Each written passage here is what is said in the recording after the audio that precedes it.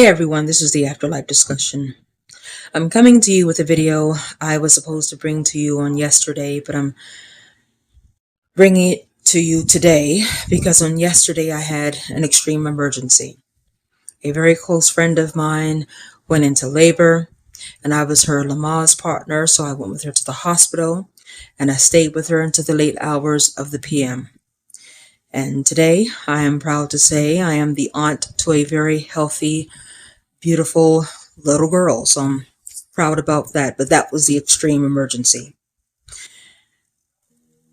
This video that I am bringing to you today is a very important video. And to be honest, it might be lengthy. So if you don't have the time to watch it in its entirety now, you might want to come back and watch it later when you do have time. But you will want to watch it in its entirety because it is that important. Now, I'm going to be taking some pauses in between a few sentences and words, and that's because I want to make sure that I am saying everything I need to say without fumbling over my words. So I need you all to really bear with me while I bring this information forth in this video. All right, so here we go.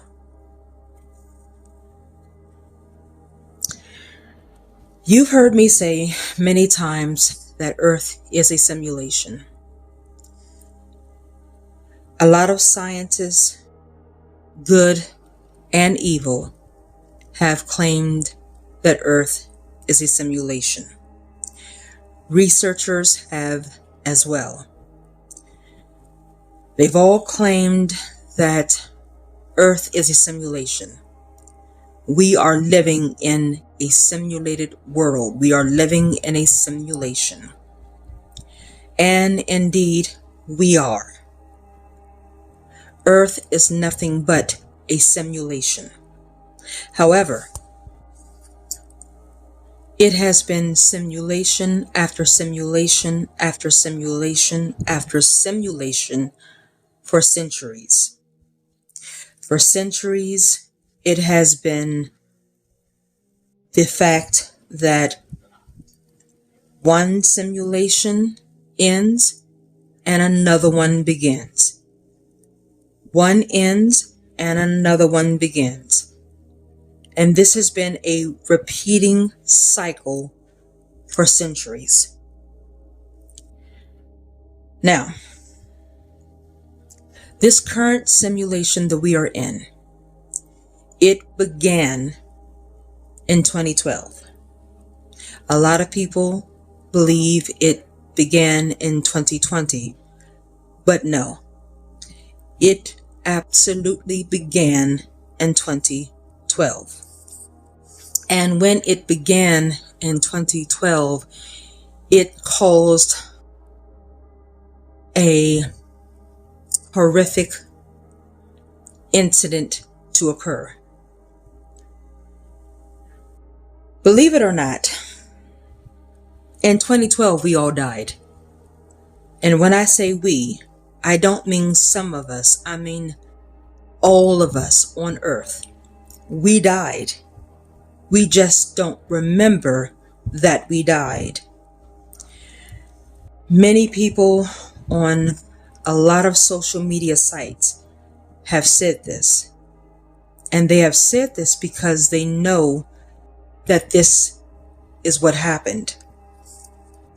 We all died in 2012. We just don't remember the fact that we died. Now, how we died, I don't know. Some say by nuclear blast. Some say by some kind of solar incident that happened. But I do not know how we died. But I do know that we died. This is not a conspiracy theory for me. This is not a belief for me. This is a fact for me. We all died in 2012. But the memory wipe was brought in by Enki, who is Lucifer, and Marduk, who is Satan, so that we don't remember dying. And after that incident occurred, it ushered in the new simulation.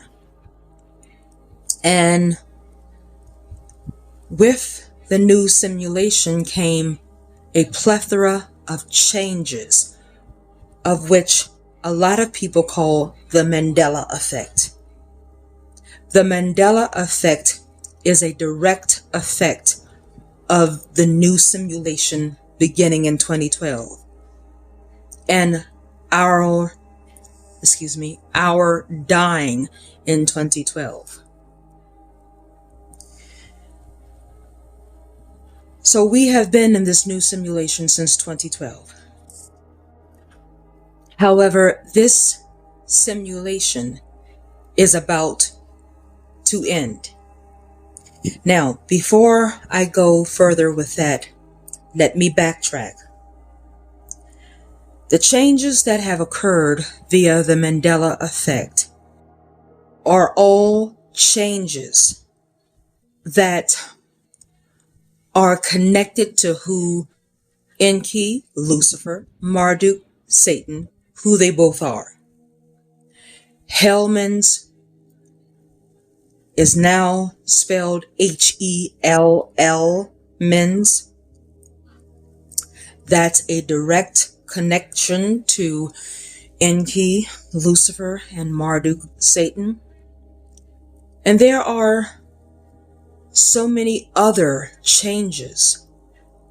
And the changes are mostly changes that makes things sound evil, look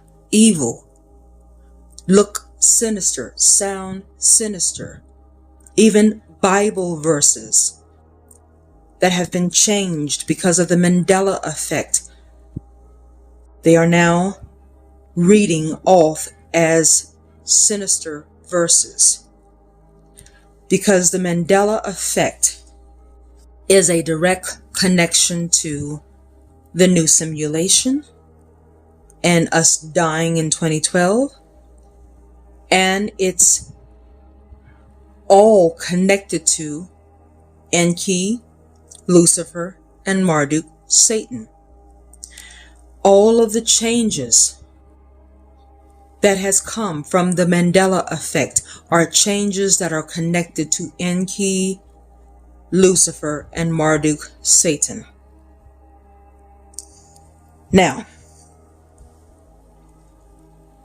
as I said, this simulation is ending. And with this simulation ending, it's ending in a way that no other simulation has ever ended before. At all. The new simulation that's going to come into play is a simulation that will be the longest simulation in history. Longer than any simulation that any human has ever lived through. And it will be the strongest simulation in terms of strong when it's connected to Enki, Lucifer, and Marduk, Satan. This new simulation will be all digital, all AI, and it will be under the theme of one world government and hive mind world. Those two things will be the themes of the new simulation. Now, in order to get to that new simulation and to have that new simulation to replace this current one, some things have to happen. And they have to happen to prepare the people for the new simulation. Now, let's start with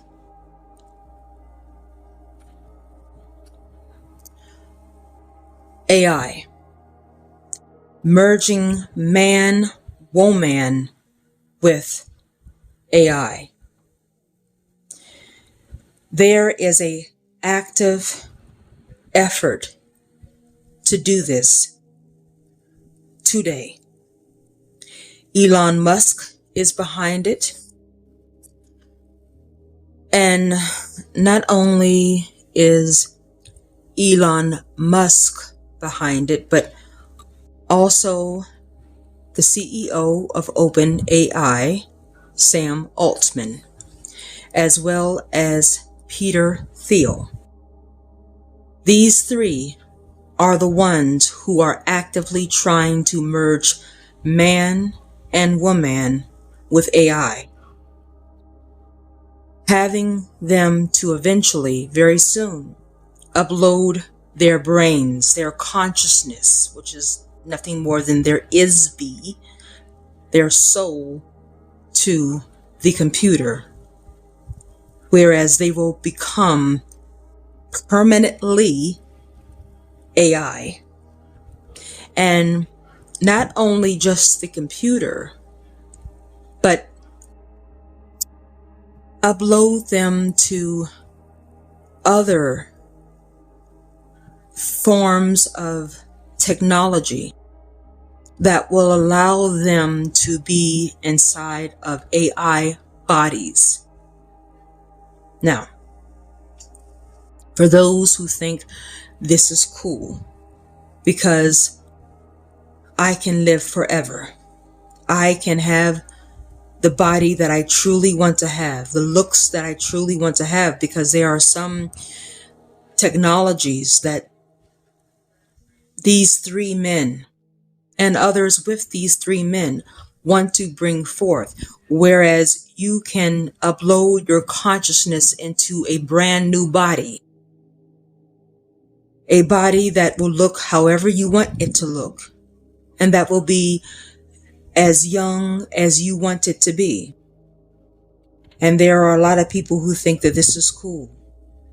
Because I'm 60 years old now, I can be 20 years old if I do this.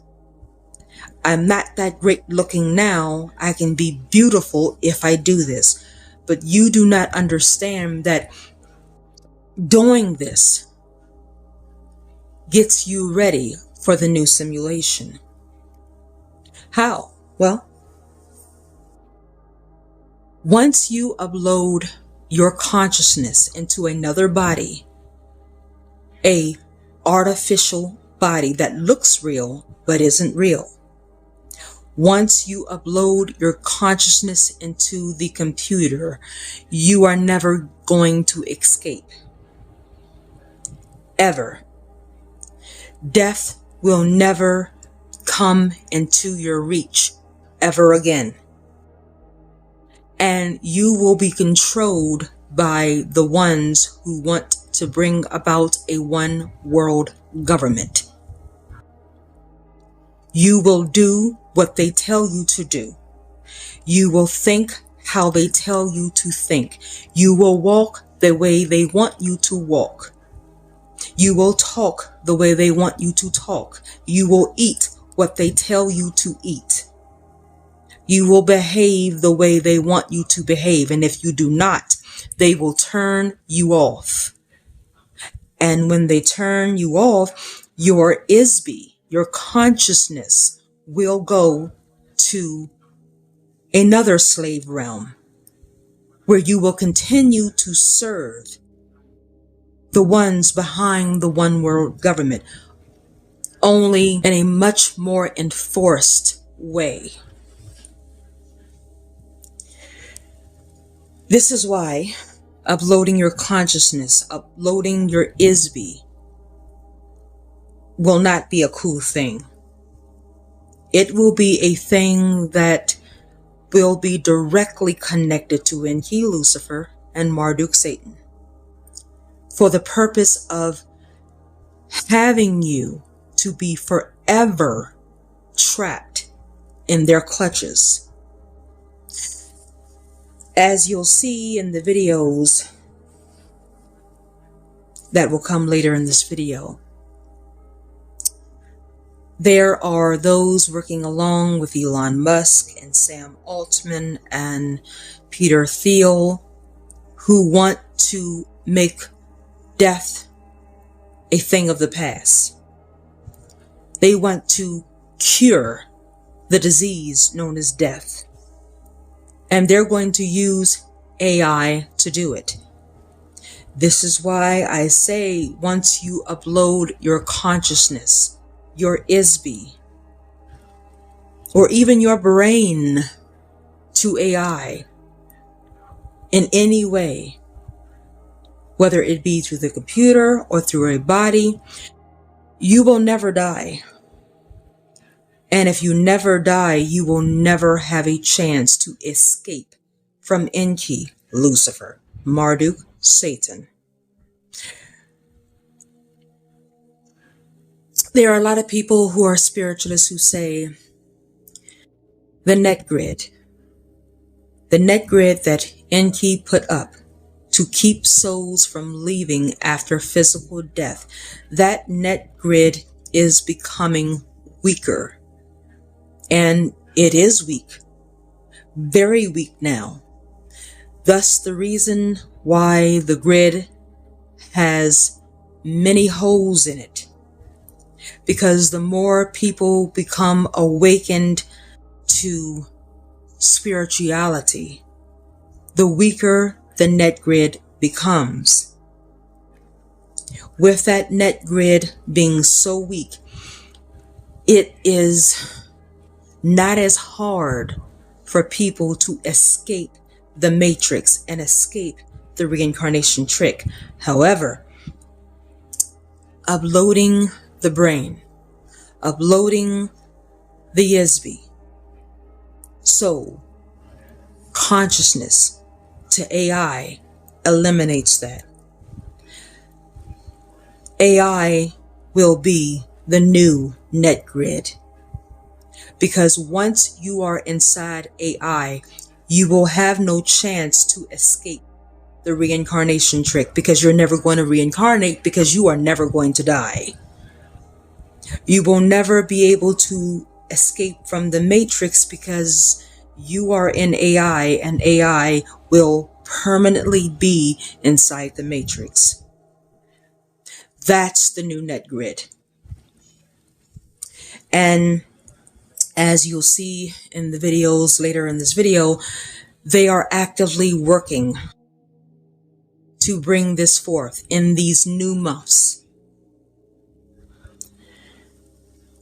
I don't know if they will have this ready to roll out to the masses by the end of the months, December being the end month, or if they will unroll it to the masses in 2027. But I do know that they are planning to unroll it. And I believe they are going to unroll it soon. A lot of people believe that 2030 is when everything will be in place. And they are all wrong.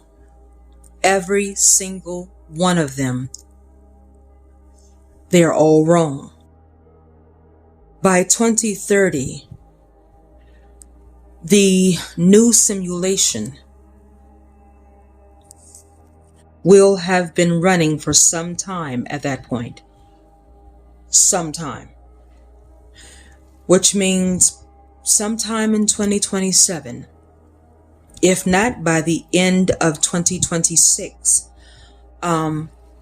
this new simulation will begin. And it will begin with everything that Enki and Marduk want to have in place. So, AI and the merging of man and woman with AI is one of the things that they want to have in place. Money. There is an active effort to bring forth digital currency. Digital currency where there will be no more dollar bills, $5 bills, 10, 20, 50, $100 bills, coins, none of that. Money will be digital, and money will be digital starting out on a card, and then the card will transform into a chip, and the chip will have to be embedded under the skin of a person.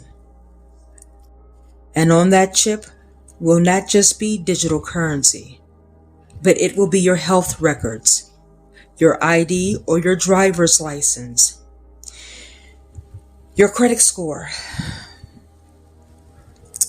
your ability to unlock your home, your car, to start your car. This is going to be a thing, and I believe it is going to be a thing very soon. It will be, whereas if you do not have at first the card, then you're not going to be able to buy anything.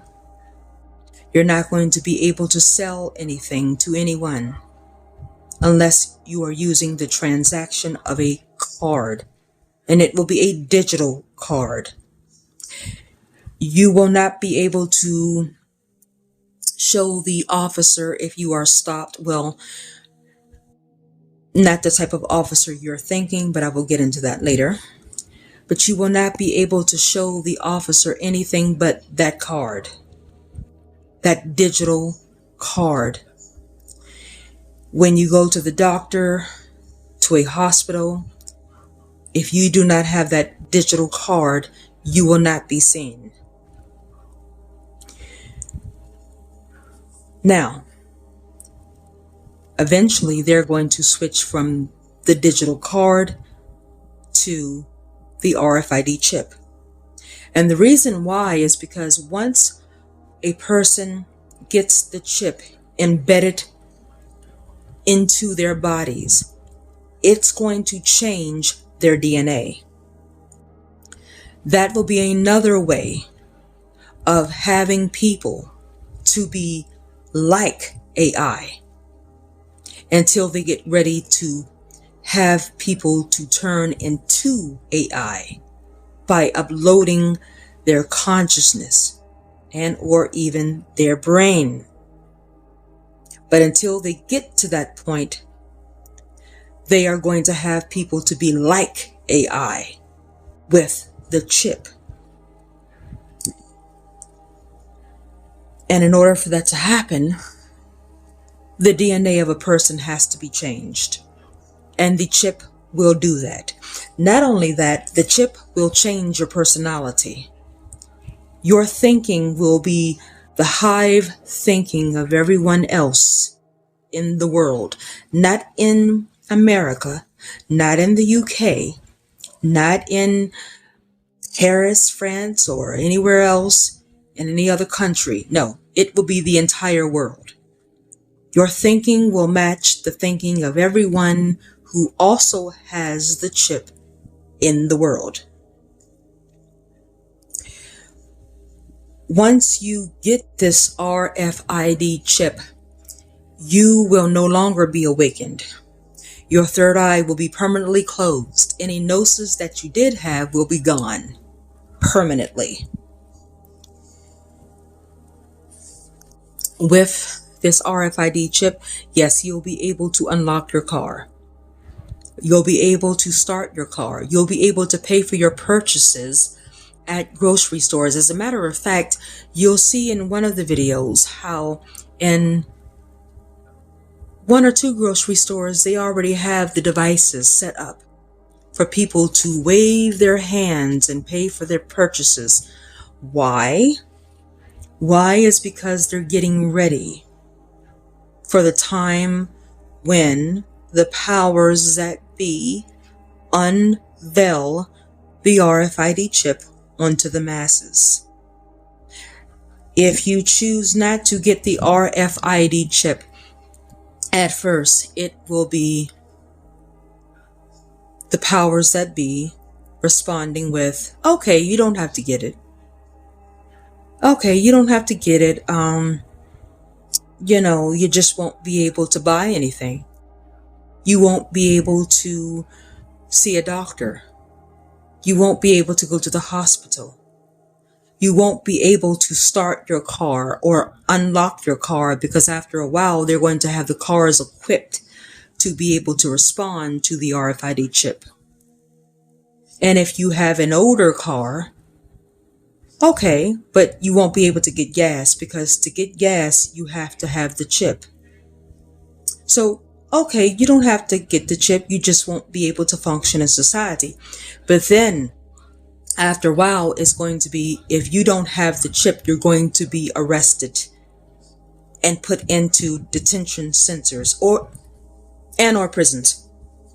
And when I say prisons, I'm talking about San Quentin. I'm talking about all of the many other prisons all around the United States and abroad. Yes, they will put you in prison eventually if you do not have the chip. That will be a thing. And for those who are saying, I don't see it ever coming to that, it's because you have no gnosis, because it will come to that. Now, will it come to that in these new months? I don't know. But I do know it will come to that before 2030. That's a absolute certainty. That will be a thing.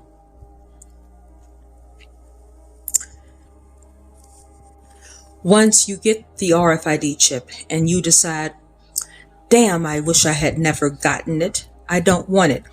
You can go to any doctor, any hospital, and try to have them to remove it, but it will not be able to be removed. Because once you get it into your body, it will not be able to be found by anyone who is a doctor or a surgeon at all. You're not going to even be able to see it in an X-ray. It won't be found because they will design it that way. Because once you get it, it will be permanent. Now, once people get the chip embedded into them, and then time goes on and they upload their consciousness and or their brain to AI, thus becoming AI. These people who have done this, they will not be living where they are living now. Your home, your townhome, your condo, your apartment, your RV, your room in someone's house. You won't be living there. Where you will be living will be in communities that they call 15-minute cities. These are little mini communities that have rows of unbelievably small, uncomfortable homes and apartments. And in the proximity of these homes and apartments will be your post office, your grocery store, your CVS, and your movies, your movie theaters, and a few other things. You will not be allowed to go outside of that community because everything that you need will be in that community.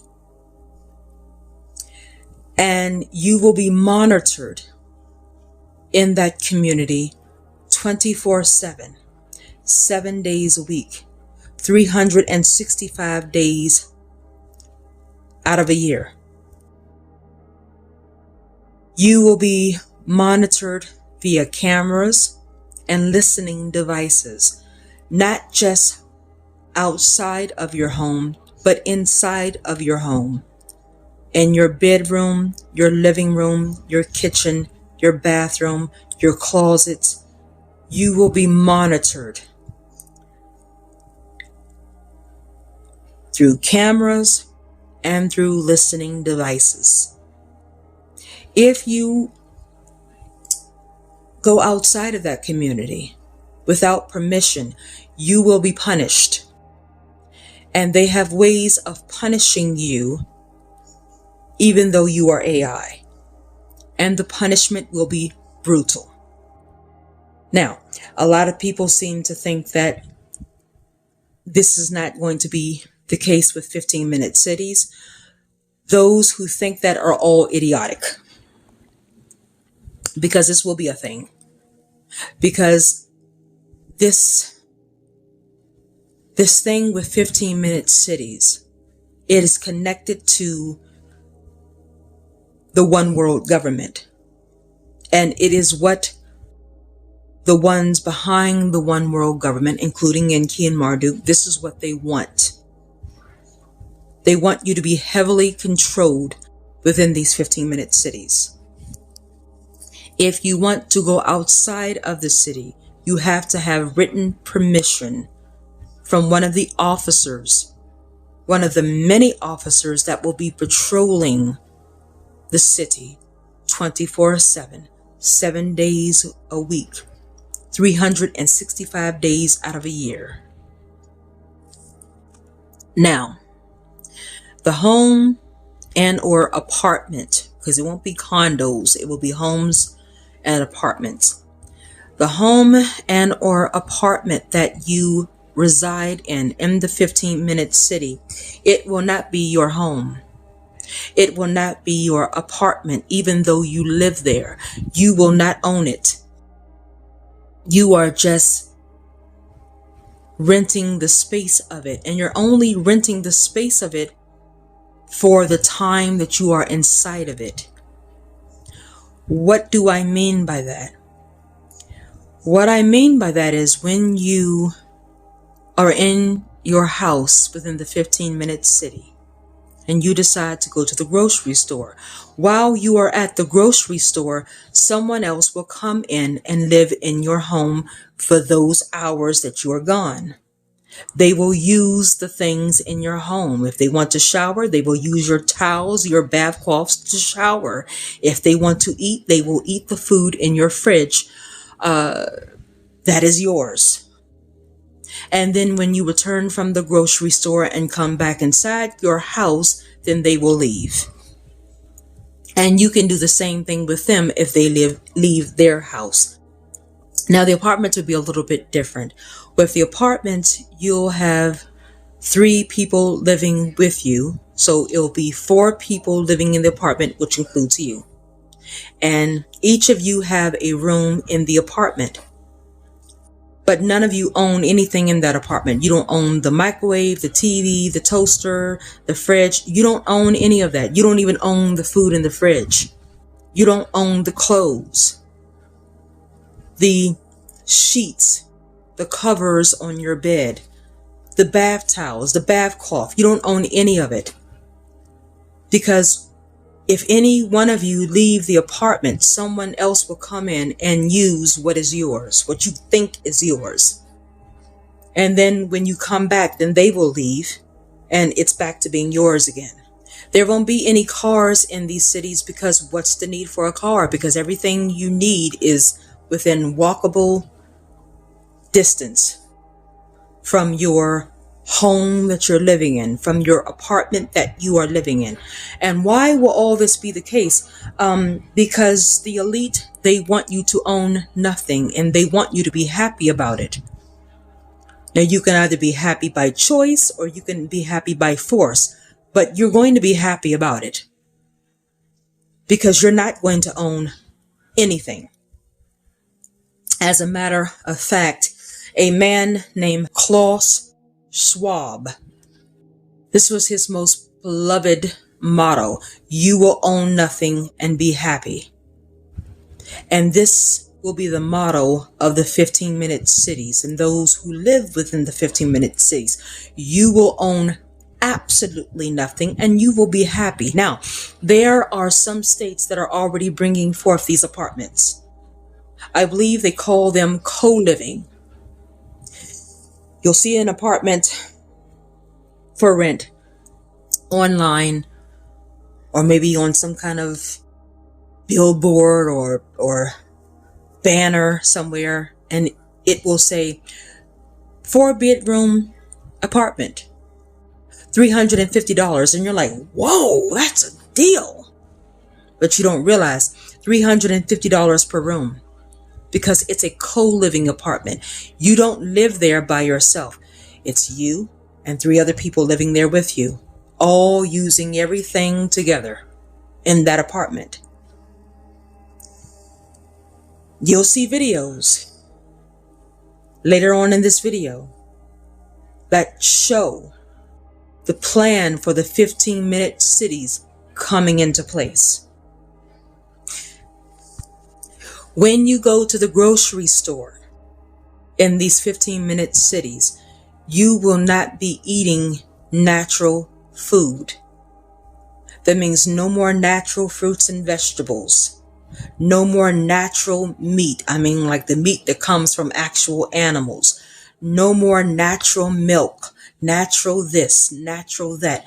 All food will be 100% bioengineered. Bioengineered to be just enough to keep you, the AI, functioning. That's all. Now, the only ones who will have natural food will be the elite. They will be the ones eating the 100% meat of chicken, ribs, lamb, and all of that.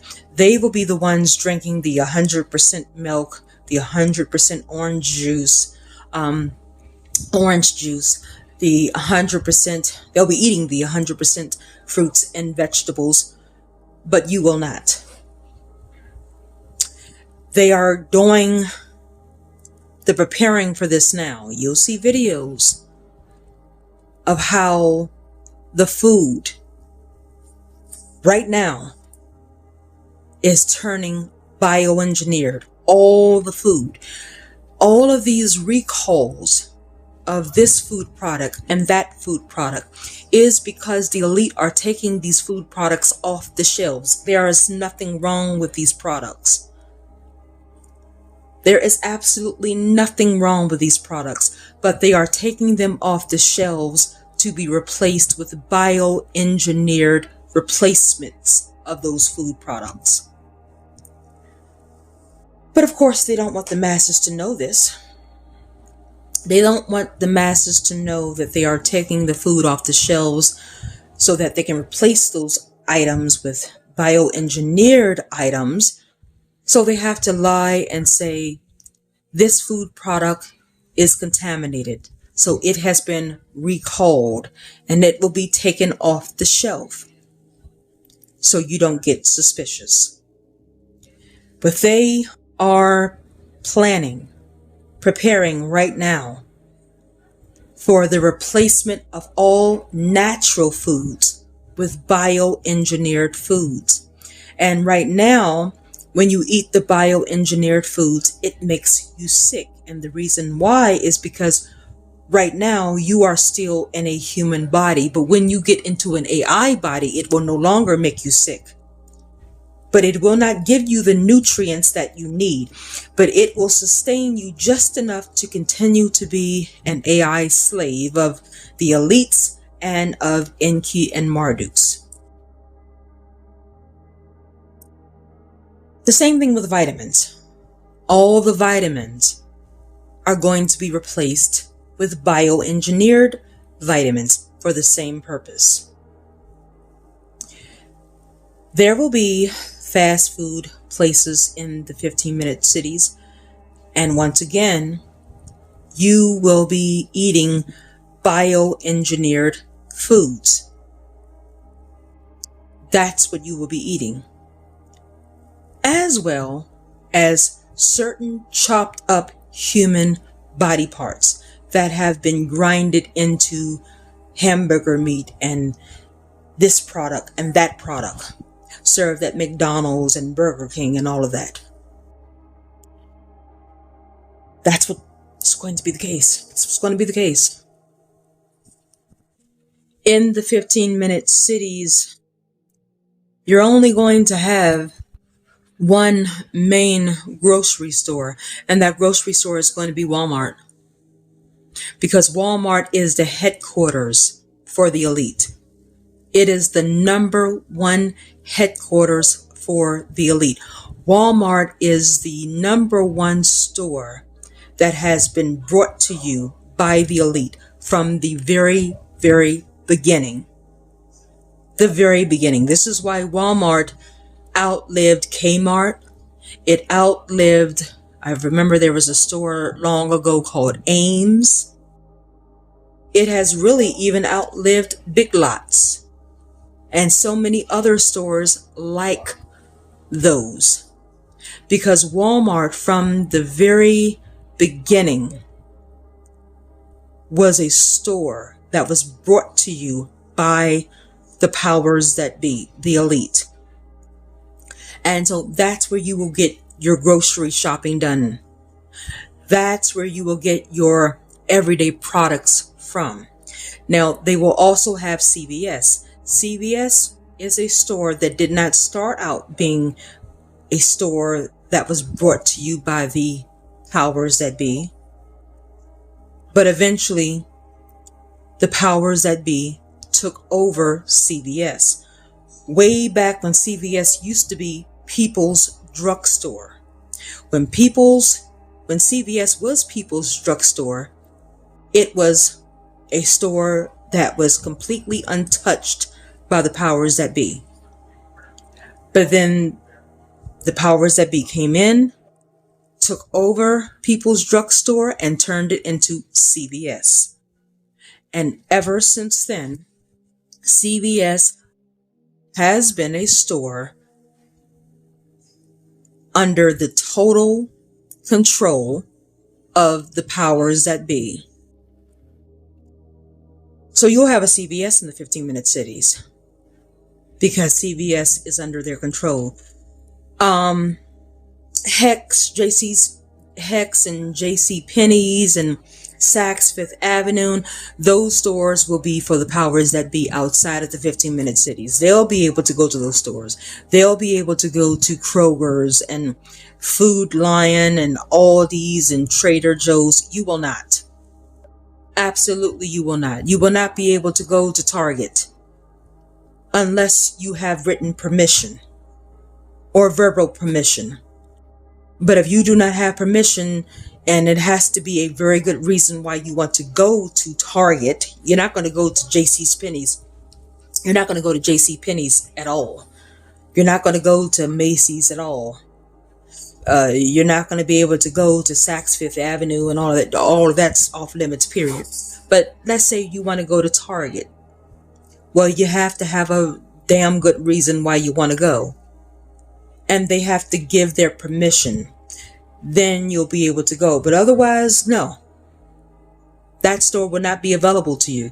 Costco's, BJ's, BJ's Wholesale, I believe it's called. They will not be available to you. Sam's Club won't be available to you. That will only be for the powers that be. You'll have CVS and you'll have Walmart. Yeah. In the new simulation, there are not going to be any more police officers, police chiefs, sergeants. All of that will be a thing of the past. The new police force will be ICE. Yes, you heard me correctly. It will be ICE. And ICE will be trained to shoot and kill first and answer questions, which there won't be any questions for them to answer later. This is why ICE is doing what they're doing now. When they shot Renee in Minnesota, that was training for them. Yes, you heard me correctly. That was training for them.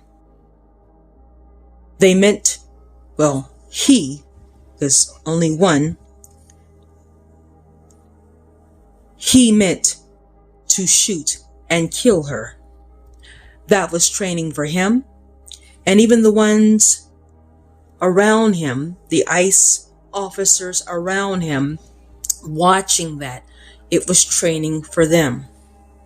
Because in the new simulation, if you fail to obey, you will be shot and you won't be killed.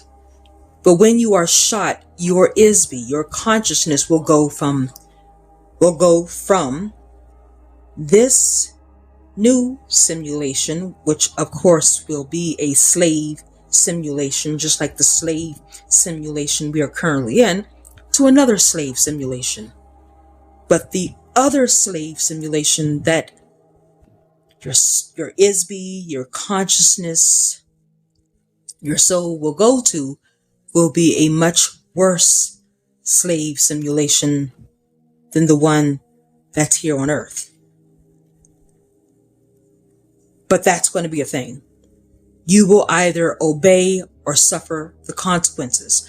Right now, they're just shooting and killing people if they don't obey what they are told to obey to. But in the new simulation, they're going to shoot you.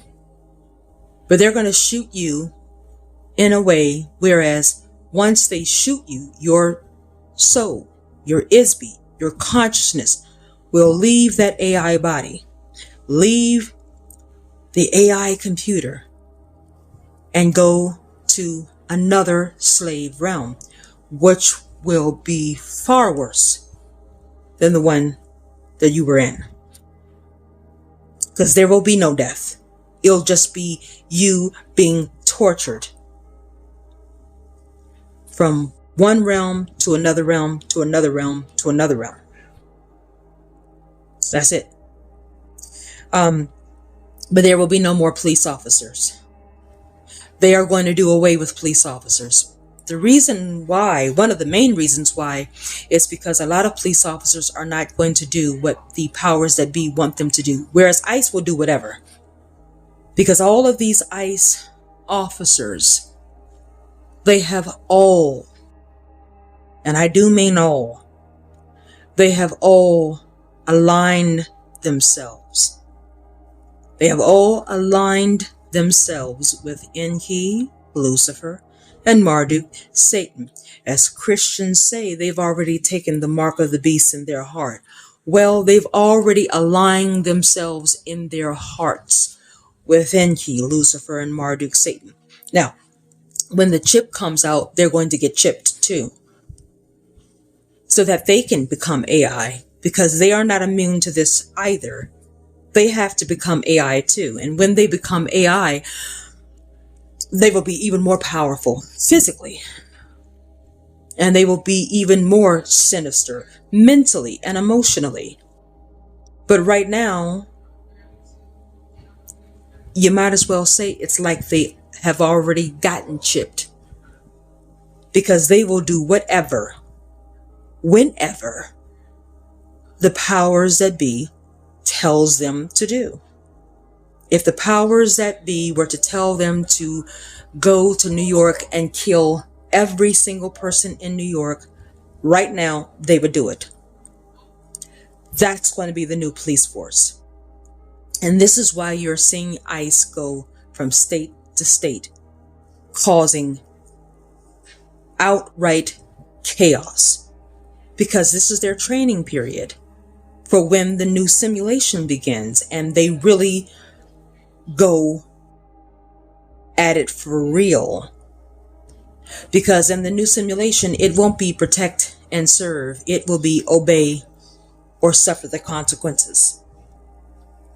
And ICE, they are going to make sure that everyone either obeys or suffers the consequences. In Washington, D.C., the police chief stepped down, and it is wholeheartedly believed the reason why she stepped down is because she knows after a while she's going to get fired, just like all the other police chiefs, because they are going to be replaced with ICE. So better to step down now than to get fired later, because I know that this is coming. These ICE agents, they will not care about children, the elderly, the blind, or any of that. They will be there to uphold the laws of the one world government. This is why ICE is being sent here, there, and everywhere. In this new simulation, there's not going to be any more school. There's not going to be any more schools anywhere in the new simulation. Children from the age of, I would say, 7 years old on up, they are going to be at home being indoctrinated with New World Order propaganda. There's going to be no more degrees, diplomas. All of this will be no more. And they're already prepping for this in the educational school system now. There are a lot of schools where teachers are being told, you can't teach them this. You can't teach them that. These children in these schools are already being brainwashed to not listen to teachers, to not comprehend educational lessons here and there. And all of that is being done on purpose because the powers that be, they know that in the new simulation, there aren't going to be any teachers. And the children are not going to listen to anyone but the powers that be and the puppets who are obediently obeying the powers that be. So there's not going to be any more schools. This is why the Department of Education is no more. They are already prepping to get rid of schools.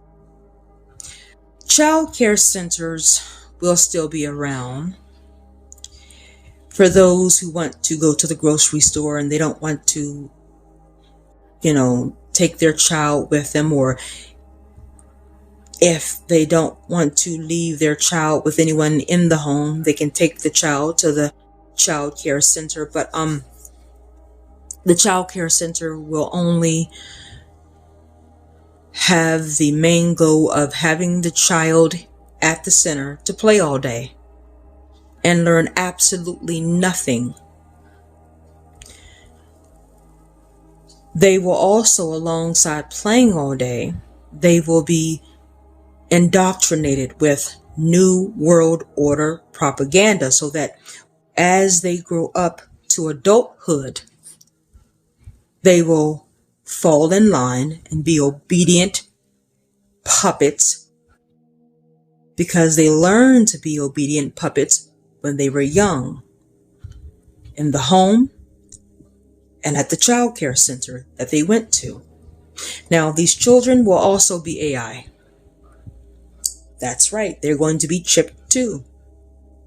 Because if they want to go to the doctor, if they want to go to the hospital, they're going to have to flash that chip, wave that chip in front of a machine, that chip that's in their hand. And once they are chipped, they too will be AI. And not only will they be chipped, they will be AI by uploading their brain or their consciousness, their soul, their ISB, to AI via computer. But they're going to be AI. They are going to be AI. They aren't going to be human at all. But even though that they are AI, they're going to be indoctrinated and brainwashed in the ways of the ways of the one world government. In the new simulation, there will be no more jobs, no more lawyers, no more cashiers, people working as humans working as cashiers, no more of people working on jobs. You will be at home, and you will be at home just residing in the home, and you will receive a universal basic income, which will be deposited onto your RFID chip. Now, this is something that they are also bringing forth right now. In fact, Elon Musk repeatedly talks about this, how everyone will soon receive a universal basic income. Now, even though they're receiving a universal basic income, there will be a separate group of AI people who will do the jobs of working as cashiers at Walmart, the movie theater, and the CVS, and at the fast food places within the 15-minute cities. But the ones who aren't working at those businesses, they will be home receiving a universal basic income. And you only receive the income if you are obedient and you are following the ways of the one world government. If you are not following the ways of the one world government and you are not obedient, you will not get the universal basic income. And if you continue to not be obedient, and if you continue to not follow the ways of the one world government, you will be punished. You will be punished. Okay? The social credit system. The social credit system, it is going to be a thing in the new simulation. If for some reason you, the AI hybrid person, the AI person, if you, the AI person, decides to say anything bad about the powers that be or the one world government, your social credit score will go down. If your social credit score goes down, you will lose access to your digital money on the RFID chip. You will not be able to buy certain grocery items at the grocery store. You will not be able to enjoy certain so-called luxuries within the 15-minute cities, such as going to the movies, going to this fast food place and that fast food place. You will not be able to enjoy those things because your social credit score will go down. They're already showing illustrations of this, and you'll see that later on in this video. Illustrations of how that will go. So everything you do will be judged via the social credit system. The movies. When you go to the movies, there aren't going to be any more positive films that make you feel good, that makes you have hope, have joy. They're all going to be movies that will keep you heavily indoctrinated into the one world government. Which, again, I have to remind you, the one world government is Enki's idea. and Marduk's idea. And the puppets under them, it's their idea. So those are the type of movies you will see. No more movies like Sinners. No more movies like Overboard with Goldie Hawn and Kurt Russell. No more movies like Home Alone.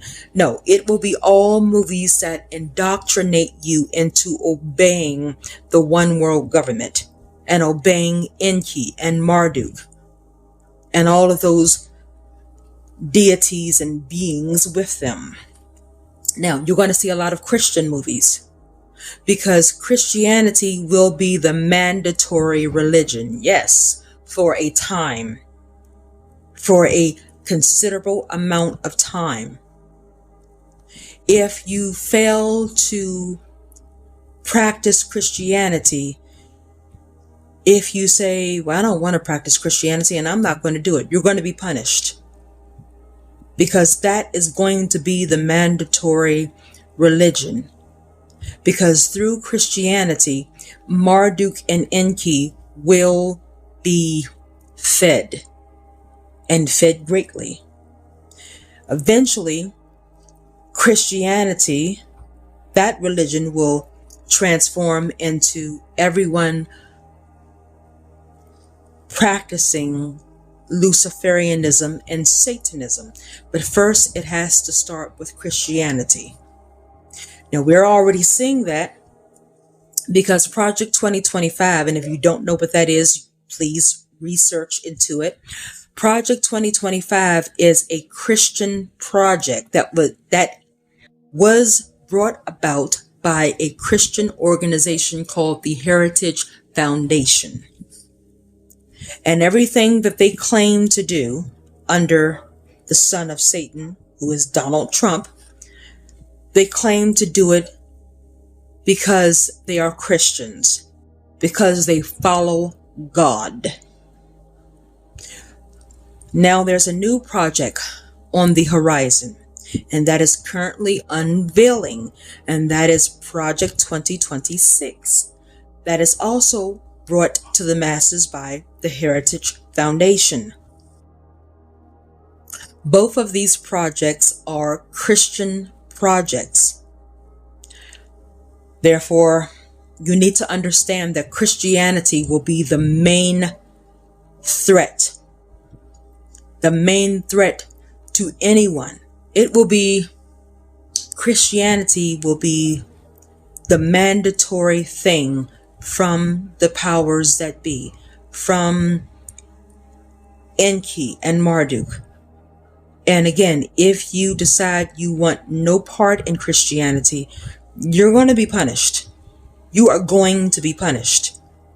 And then again, eventually it's going to fade out and transform into Luciferianism and Satanism, and the same rules will apply.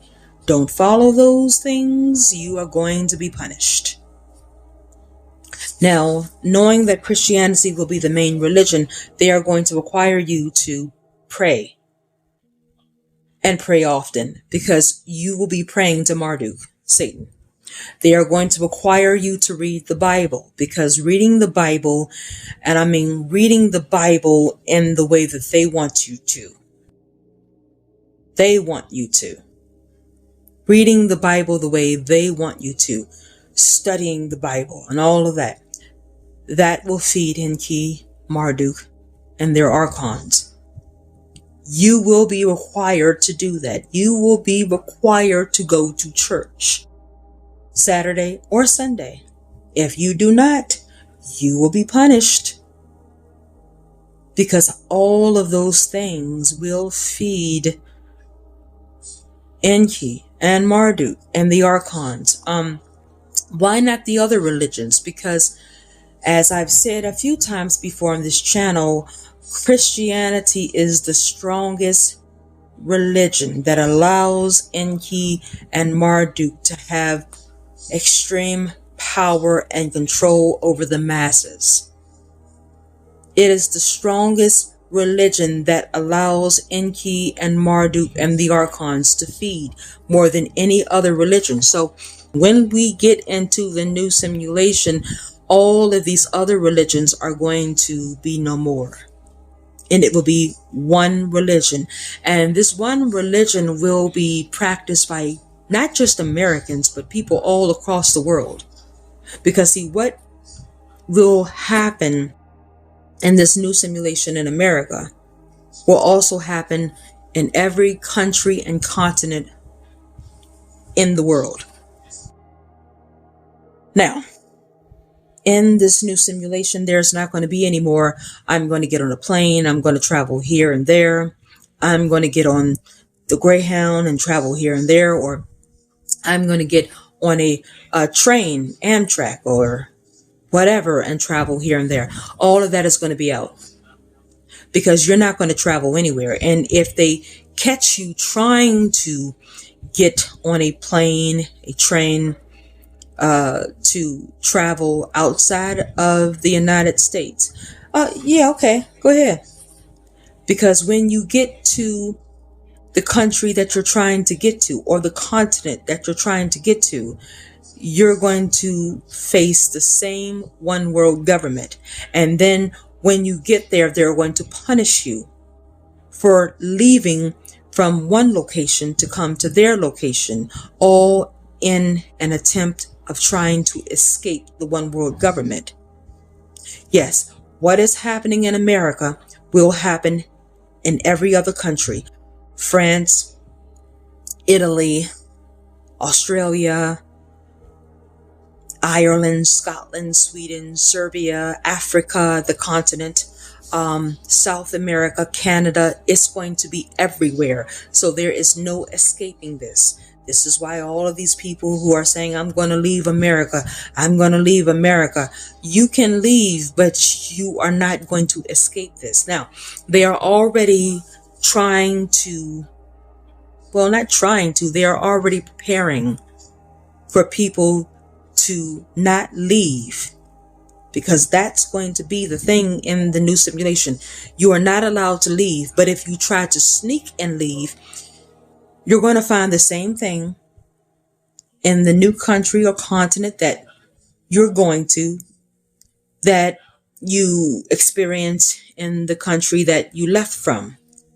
And once you get to that new country and continent, you're going to be punished. So that's going to be a thing in the new simulation. And to prepare for the rule of you are not allowed to leave, right now, they are revoking people's passports. They are revoking people's passports. Certain countries are saying they do not want to accept Americans. This is not happening by accident. This is all planned.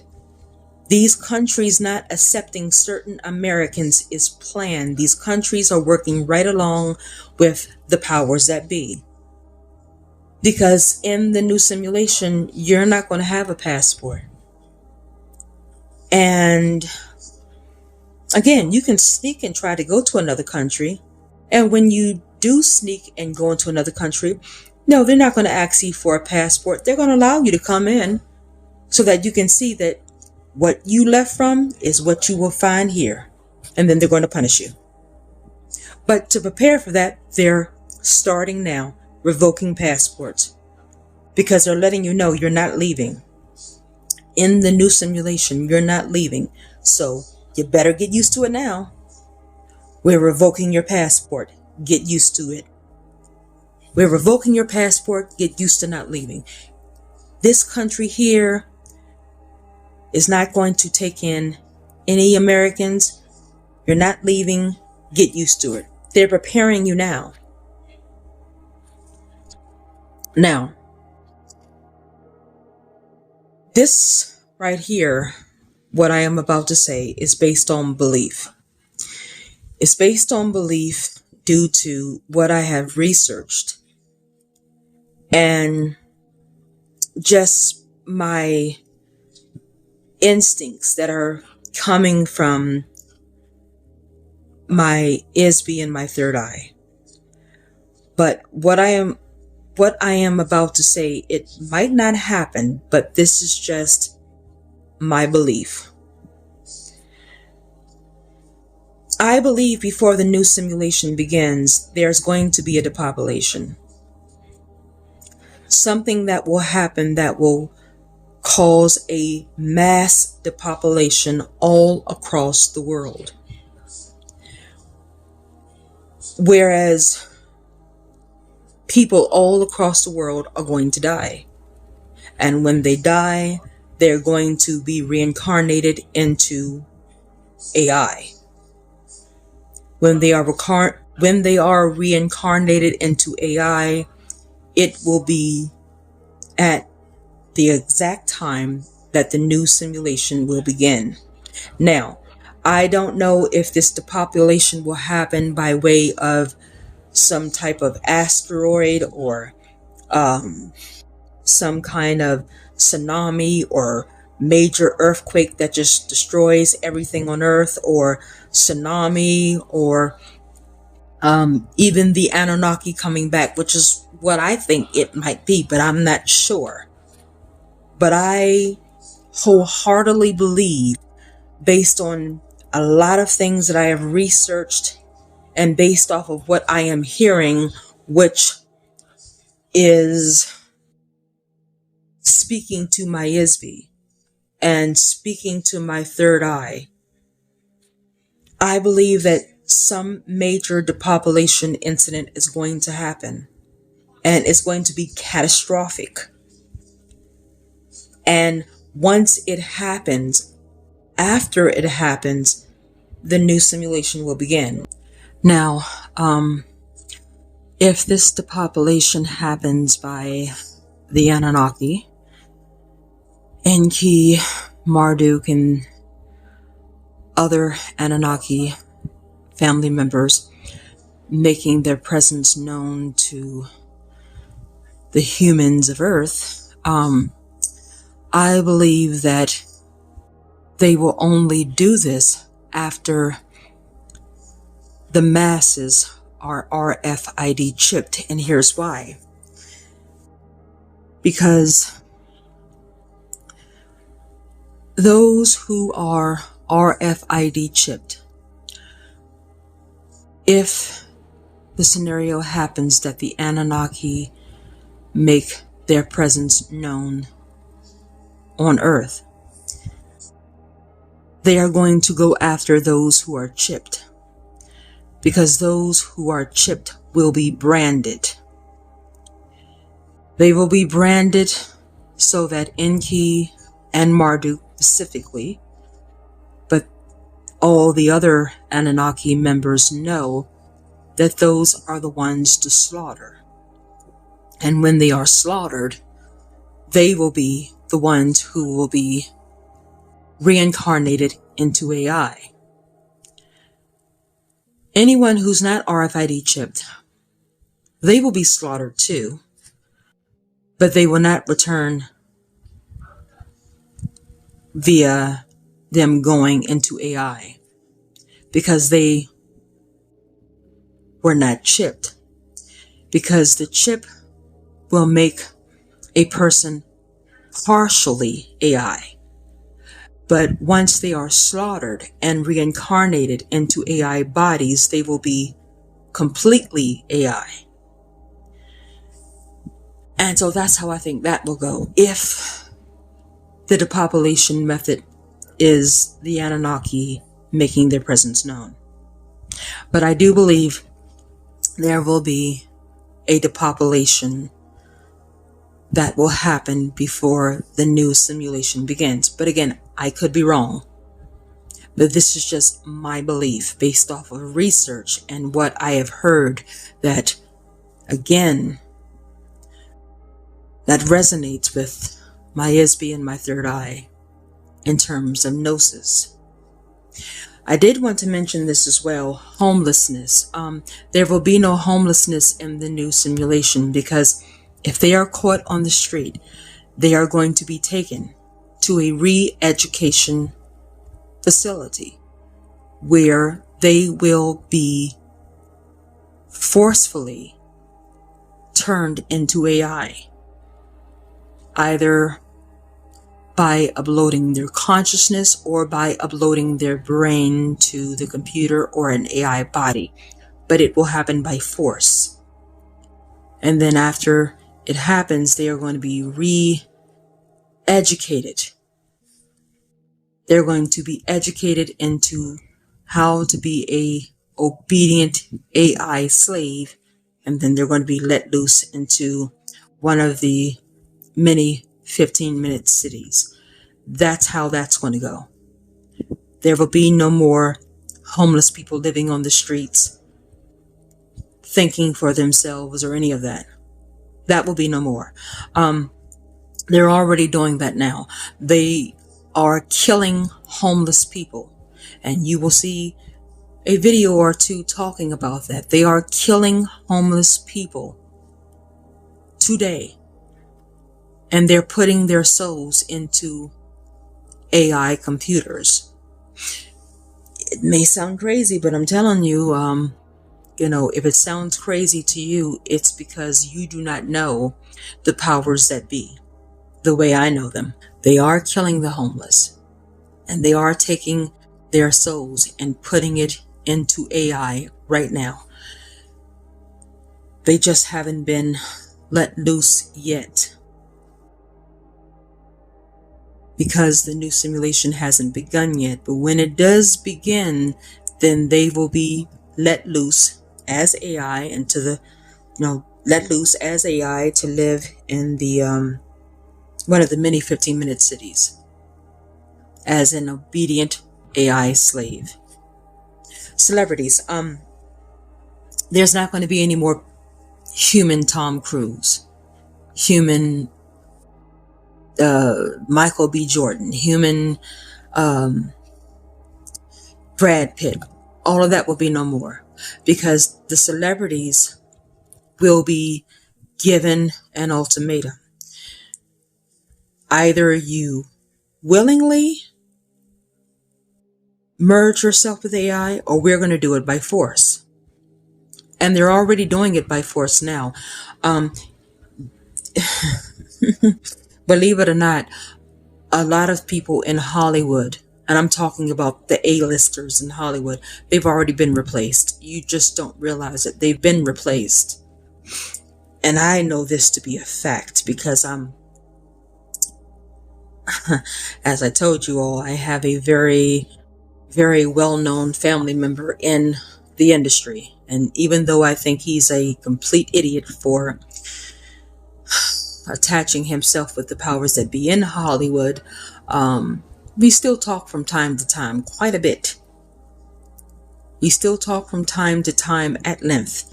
And this is how I know a lot of the people in Hollywood have already been replaced in preparation for this new simulation. So in the new simulation, all of the actors, the actresses, the filmmakers, producers, gaffers, everyone in the industry will be replaced, either by choice or by force.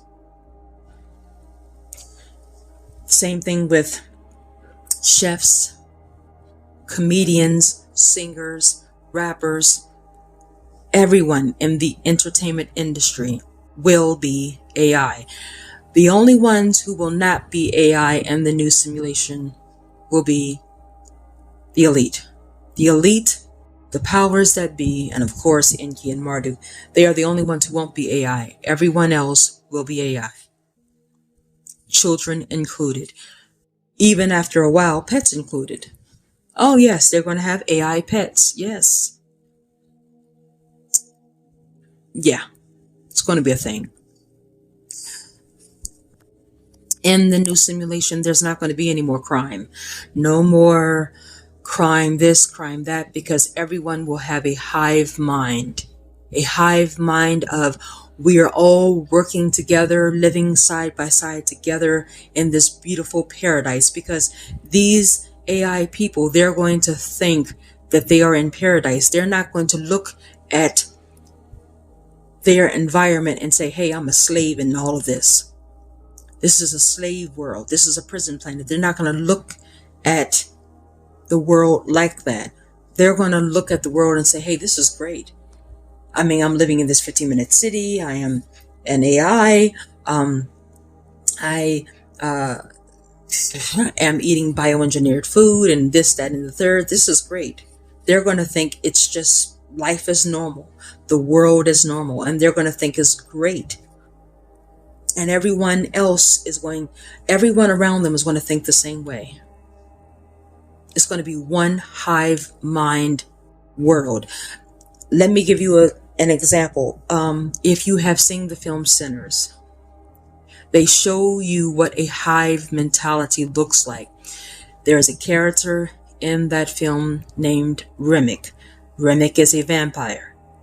And anyone who Remick bites and turns into a vampire, they have the same mentality that he does. What pain he feels, they feel. How he thinks, they think. If he finds something funny, they find something funny. Anyone who he turns into a vampire has a hive mind that's just like him. That's how it's going to be in the new simulation. How one person thinks, everyone thinks. What one person finds funny, everyone finds funny. People in the new simulation are going to absolutely abhor crime and violence. Violence in terms of them doing violence against each other. Everyone else will think the same. It will be a hive mentality. There will be no giving birth to human children in the new simulation. Any children that comes into the new simulation who is absolutely new will be AI. They're already doing this now. They're already doing this because they're coming out with technology, whereas a woman doesn't have to carry a baby in the womb anymore. They can watch as this little capsule develops a fetus into a child. And then when the child has reached the stage of, being ready to be, taken out, and when the child reaches birth stage, so to speak, then the woman opens the capsule and takes out the infant, and the newborn baby, takes out the newborn baby, and that's her baby. No more carrying a baby in the womb, 9 months, giving birth. So in the new simulation, that's not going to be a thing. And they're already preparing for that now. They're already bringing forth AI babies. These babies will be smart, incredibly intelligent, with no flaws. It's not going to be the flaw of, oh, my child's autistic, my child has leukemia. That's not going to be a thing. No more giving birth. The child will develop in a capsule, and it will be an AI child. And then once the child is fully developed, you open the capsule, take off the child, that's your child. And again, it's your child that is on loan to you. No longer are you going to be able to say, hey, this is my child. No, if you leave out the house and someone comes in, that's their child until you come back. See, you are not going to own anything, including having ownership of your children.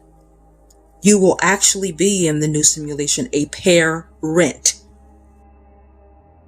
If it's a husband and a wife, if it's a husband and a wife, they will be a pair who are renting that child. You're not going to be able to have ownership of that child, which means you're only going to be able to tell that child what to do if what you are telling that child what to do lines up with the powers that be in the one world government. That's how it's going to be. The internet. You are only going to be able to go onto the internet if you are obedient. It will line up with the social credit score. If you have a high social credit score, that means you have been absolutely obedient. Then you will be allowed to access the internet. And you will only access things that the powers that be want you to access. That means you're not going to find books by Wes Penray. You're not going to find The Summerland by P.S. Montgomery. You're not going to find P.S. Montgomery's The Afterlife discussion channel. You're not going to find Wayne Bush. You're not going to even find, for those of you who watch that channel, Forever Conscious Research channel, you're not going to find Robert Monroe. You're not going to find Jesse Ventura. Anything that goes against the powers that be. Anything that goes against the one world government, you're not going to find on the internet, because all of that is going to be scrubbed. Even all of my things on the internet, this channel, my book, anything that goes against the powers that be will be completely wiped clean from the internet. And you can try to search for it if you have the thought of searching for it, which I highly doubt, unless somehow there's a break in your programming and you do think to search for it. But when you search for it, you're not going to find it. It's all going to be wiped clean. They're already working on this already, trying to control the internet. And you'll see 1 or 2 videos showing that as well. TikTok will be used to indoctrinate people into obeying or continuing to obey the rules of the one world government. YouTube will be used as such as well. All of the video platforms will be used in that way, and you will be tracked no matter what site you go onto. Even if you decide to go incognito, you're still going to be tracked, because it will be under heavy surveillance. Under heavy surveillance, under heavy control. Your internet usage will be under heavy control. And yeah, that's how it's going to be. That's exactly how it's going to be with the internet. In the new simulation, there will be no such thing as one man, one woman, whether they're married or in a relationship, or even one man and one man, or one woman and one woman, for those of you all who, are interested in that sort of thing. It's not going to be any of that.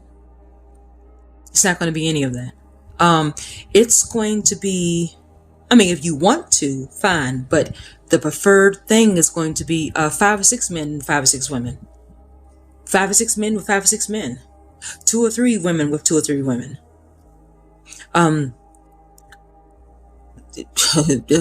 3 women and 3 women. It's going to be orgies and all types of polygamy. It's going to be all of that. It's even going to be bestiality. That's going to be encouraged. You're going to have a lot of the adult AI people having sex with children. That's going to be a thing. They're already prepping people for that now. Love is love is love, and love is love is love to the elite. Doesn't mean the LGBTQ. Love is love to the elite means loving screwing animals, screwing children, having multiple, having orgies. That's the type of love is love that the elite are talking about. And that's going to be a thing. They are already programming people to this through movies, television shows, and music today. Today. That's going to be a thing. And anyone who is against that, again, if you want to have one man and one woman, that's fine, as long as you are obeying the rules of the one world government. But you cannot say, well, I only want to be with one man or one woman, but I'm totally against orgies. I'm totally against sleeping with children. You can't say that, because the minute you do, you're going to be punished, because you are speaking out against something that is a law, a rule in the one world government. It will be a rule. It will be a law that it will be okay to sleep with children, to have sex with animals. to have orgies, and anyone who speaks out against that law, against that rule, will be punished. Will be punished. Now my conclusion. People, this is coming. Whether you like it or not, this is coming. And it's coming faster than you think. It's going to be catapulted at an even faster speed after July 4th, the prison planet's 250th birthday, which is very special to the powers that be, especially this July 4th. This is coming. And you had better have gnosis to know how you're going to navigate through those times, because you may think, oh, that won't be so bad. You have no idea how horrible it will be. Everything you think, you say, you do, how you behave, where you go, if you decide to shit in the toilet or not, all of that is going to be controlled by the powers that be, which includes Enki and Marduk. It's going to be controlled by them. That's going to be a horrible time. And this simulation is not going to last just for 10 years, 20 years, 40, 50 years. It's going to last for hundreds, with an S, of years.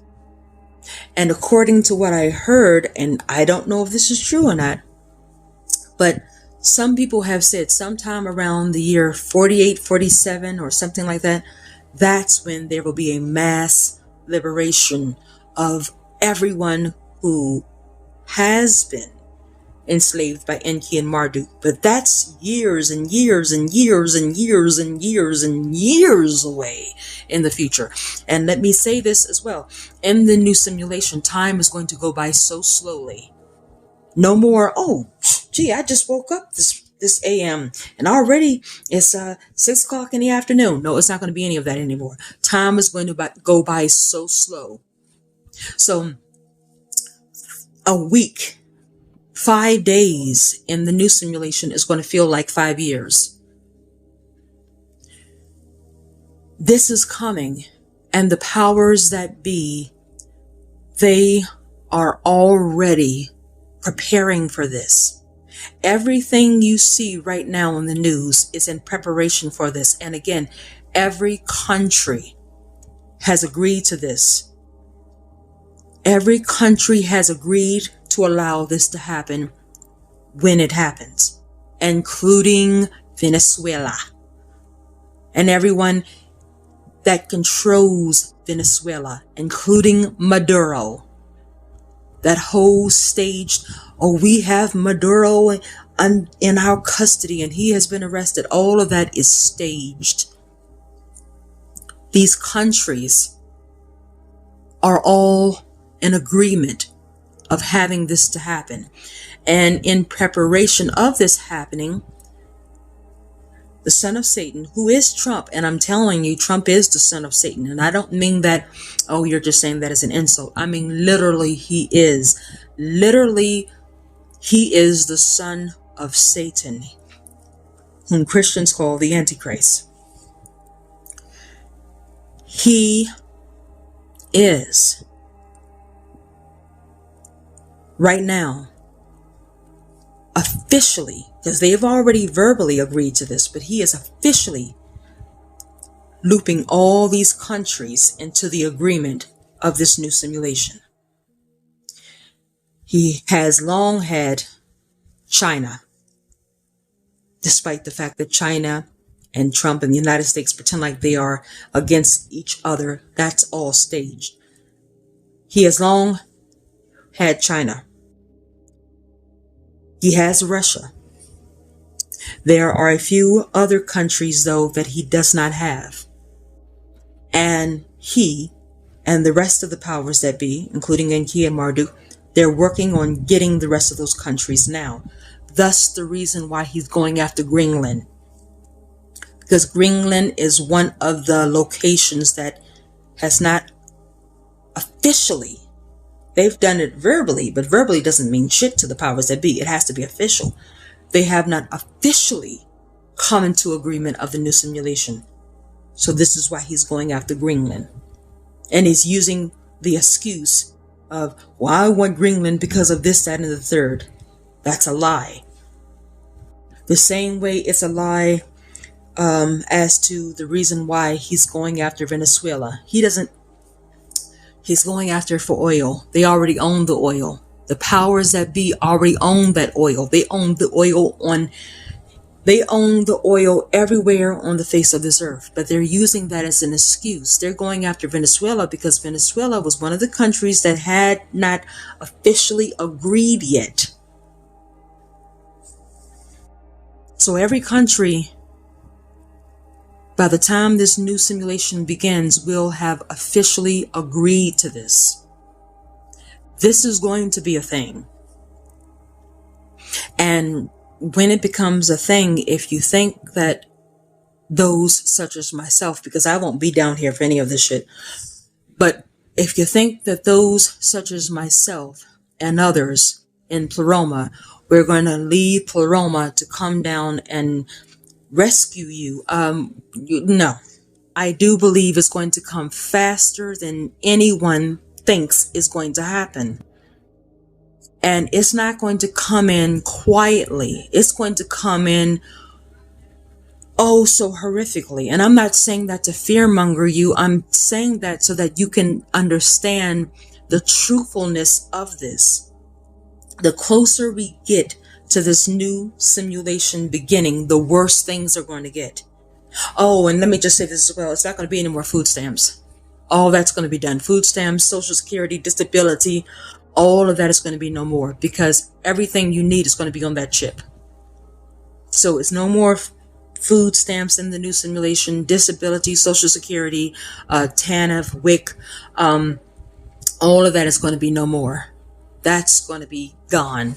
Section 8, all that's going to be gone. So understand that as well. And that's what they're already prepping for right now. So understand this, people. This is going to come. And again, me saying all of this is coming is not a conspiracy theory. I'm telling you, this is going to happen. And the reason why I know this is going to happen is because I will say this. I used to know someone, he's no longer alive, but I used to know someone who was a member of one of the families of the powers that be. And he told me a hell of a lot, so much. And this is why I know the modus operandi of Enki, Marduk, and their puppets who are the powers that be, you know, on earth here, now. The elite. I know because of the many, many, many things he told me, along with me doing my own research as well, but it came from the many things he told me. This is going to become a thing. And if you do not know what to do when this becomes a thing, you're going to be permanently screwed. I'm telling you, because there will be no more death, which means you will never get to Pleroma unless centuries in the future, this mass liberation happens. Other than that, you are permanently screwed. So you need to understand that this is going to be a thing very soon. This is what the powers that be, including Enki and Marduk, have been working and striving for hundreds of years. Hundreds of years. And so this is what the new simulation will be like. And a lot of people, they don't realize this. They think they can protest this away. They're not going to protest this away. And oh, by the way, for those who are black, as the earthly term goes, they are going to absolutely target you all to go into AI. And they're going to more so target you all to go into AI by ways of force and violence, because they know that a majority of you all are not going to go into AI and into the new simulation by choice. So they are either going to force it upon you or violently pull you into it. And this is why there are so many missing Black people today. They're already prepping for this now by the many missing people. And a Black person was found dead here and there and here and there. They're already doing that now. They are either going to pull you into it by force or pull you into it by violence, because they know you're not going to willingly go into it. So, people, this is what's going to happen. And this is what the new simulation is going to look like. So this is why I constantly have been telling you, spiritually do your work that you need to do. So that if you happen to be down here, when all of these things start happening, you'll know what to do. You'll know how to do. Because if you don't, it's going to be so sad for you. And again, do not take this information and be afraid. This is not the purpose of this. It's not to fearmonger you. It's to let you know, because if you don't know when these things happen, then it's going to catch you off guard and you're not going to be prepared and you're going to be screwed. So I have to let you know these things, and I can't sugarcoat it. I can't say certain things and hide other things because, it sounds scary. Yeah, it sounds scary, but you shouldn't let it make you afraid. Just be prepared. Just take it seriously and start preparing. So this is what I wanted to say. After this talk, there will be a few videos that will back up what I have said. Watch them and leave your thoughts below. I will say this: if you do not believe what I have said in this video, don't comment. Please don't comment saying, I don't believe it. You're talking out of your ass. If you don't believe, then just go somewhere else, because then this video is not for you, because you are someone who is permanently closed to receiving truth. I don't really, too much care if you believe me or not. I'm just doing my job of bringing forth the truth. I would hope that you would believe me, but if you don't, that's on you. You will believe when these things start happening, as long as I have done my job of bringing forth the truth.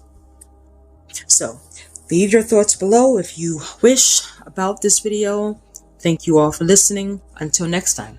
ICE can now draw a digital line around your neighborhood and see the location of every phone inside it. As thousands of federal agents deploy to cities like Minneapolis, an exclusive report from 404 Media reveals the surveillance tool they're using to hunt people down. It's called Weblock. Here's how it works. An agent draws a shape on a digital map, a city block, a workplace, or a protest site. The system instantly pulls up the history of every mobile phone that's been inside that shape. It shows where you sleep, where you work, and who you spend time with. It creates a pattern of life analysis to predict your next move. They don't need a warrant. They don't need a subpoena. They just buy the data from apps installed on your phone right now. Yesterday, an ICE agent shot and killed a U.S. citizen in Minneapolis during an operation. Today, we know they have the technology to watch the entire city without leaving their desk.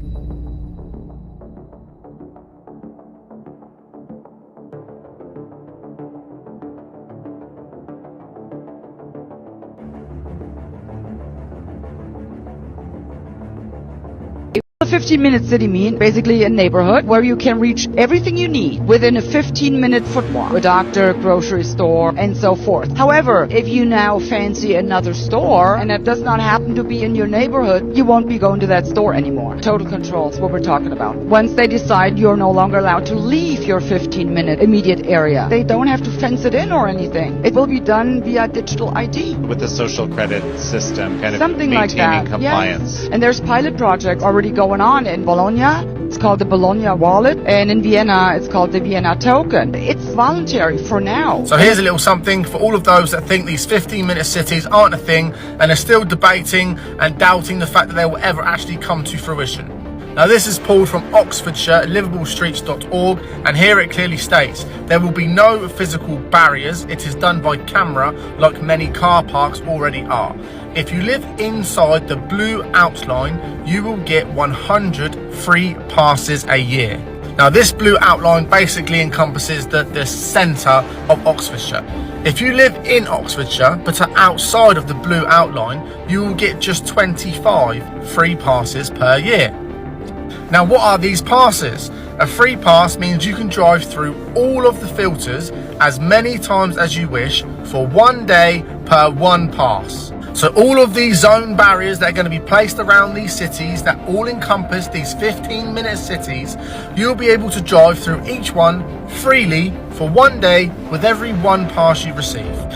Welcome to the great democratic republic of Keir Starmer's communist United Kingdom and Great Britain, where today we can't drive down the main road in fucking Darlington, can we get our fucking groceries delivered? We can't park our car in half of our fucking houses. That's your council tax hard at work, boys and girls.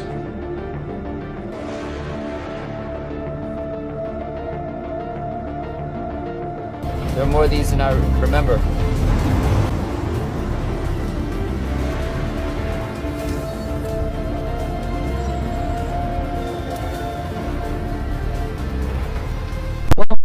The establishment of so-called 15-minute cities.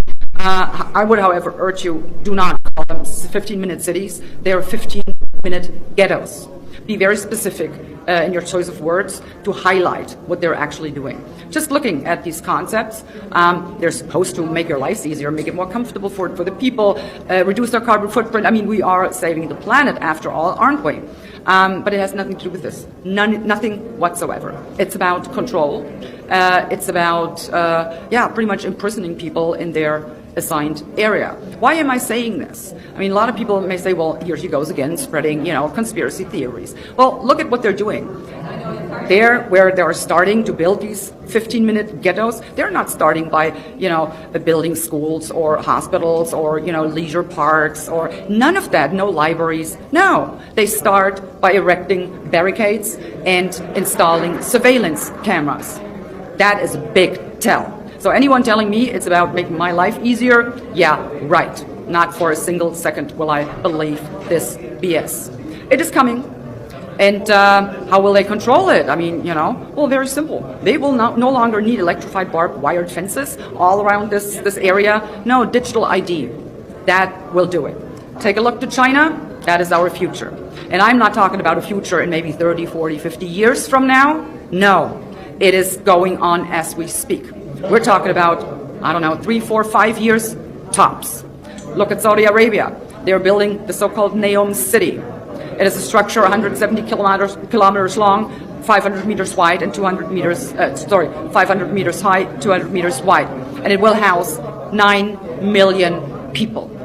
If I wanted to gain control over 9 million people and have them completely dependent upon me, that's exactly where and how I would house them. In the middle of the desert with nowhere to run.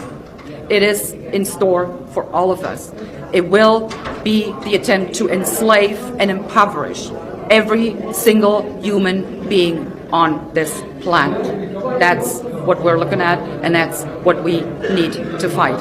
And I'm really asking you, take a good look.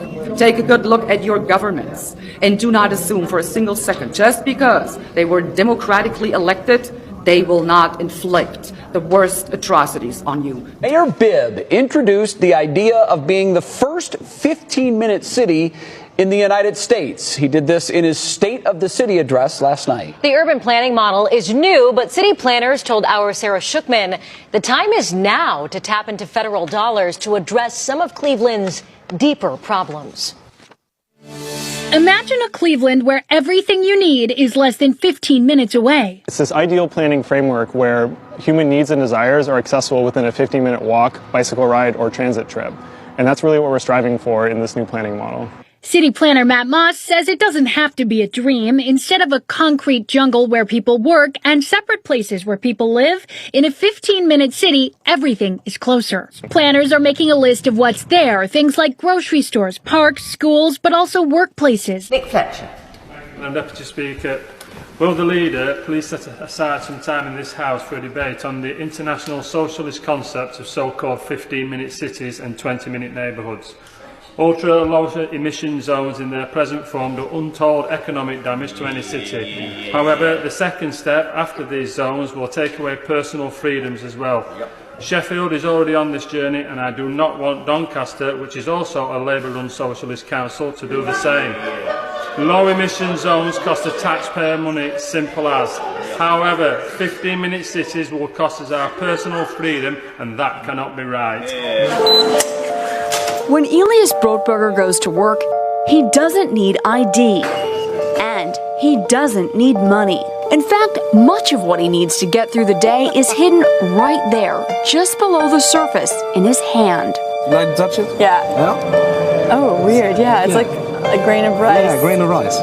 Embedded in his hand is a microchip that serves as his keys, his ID, and his wallet. Yeah, it's all on chip, so I use it like to get around the building. Buy snacks. Yeah, exactly. Let's buy some snacks. Exactly. So I can't open it. No. Okay. So what I need to do is I need to first blip my chip, and it will log me in, and from there I get access to the fridge.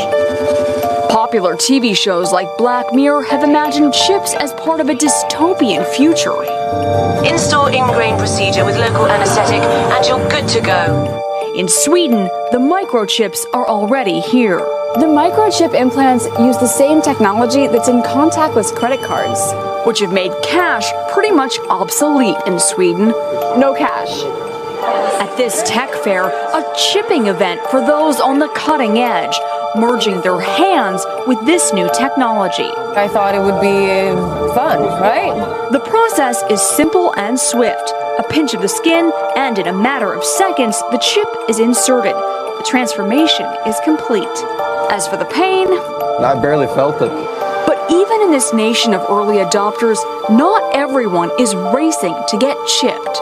Feel less human. I will feel like a robot. I think, it's so much more data can go into this, when it's in your body. There's no central registry tracking how many people are chipped, but biohacker Hannes Wellblood estimates between 5 and 10,000. In the future, do you think everyone is going to be chipped?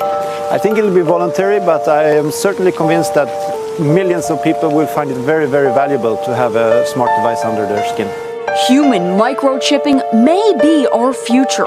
Our drinks used to, we can just open it up and grab. Now it's kind of like all cartooned all the way down. So if you look here, then I'm looking here and there's a sensor there and a sensor there. It says, wave your hand. Voice assistant coming soon. Okay, pretty soon these doors aren't going to be opening. Really thick, actually. But this is where the food is. So what do you think this means for us as people of the United States of America? What does it mean? Wave your hand? Look at that. Why would that be on a door just to get drinks? Just saying. And it's all the way down. Watch your money. Watch your hand, because pretty soon they're going to make us chip it. So this week, CNN reported on some new developments with the Neuralink chip that Elon Musk is really championing right now. And that really led me to further thoughts about AI, a conversation I've been having on my page recently. And the problem with computers is that they lack a body. The problem with humans that have a body is that they're not computers. And the way to bridge these two problems would be through things like microchipping. When we put chips in the brains of people that can send them orders and commands, you've essentially turned people into computers and computers into people. In 50 years, we won't even have school at all.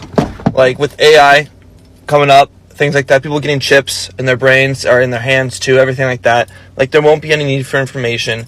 All the wokeness, especially in America, of like what is like politically correct and what isn't in schools. Like people are going literally move into smaller places where that's not enforced, to smaller schools, so it's not that wokeness in that area. And nonetheless, and so many people are getting this homeschool too, just to stay away from that, just to have their kids not be exposed to that. And it's just all getting more and more separated. And the fact that like we are going to be more smarter without our brains, more of AI, and the need for parents to not even want their kids to be in school. It's crazy. Like we know everybody knows school, but it won't be around here at some point.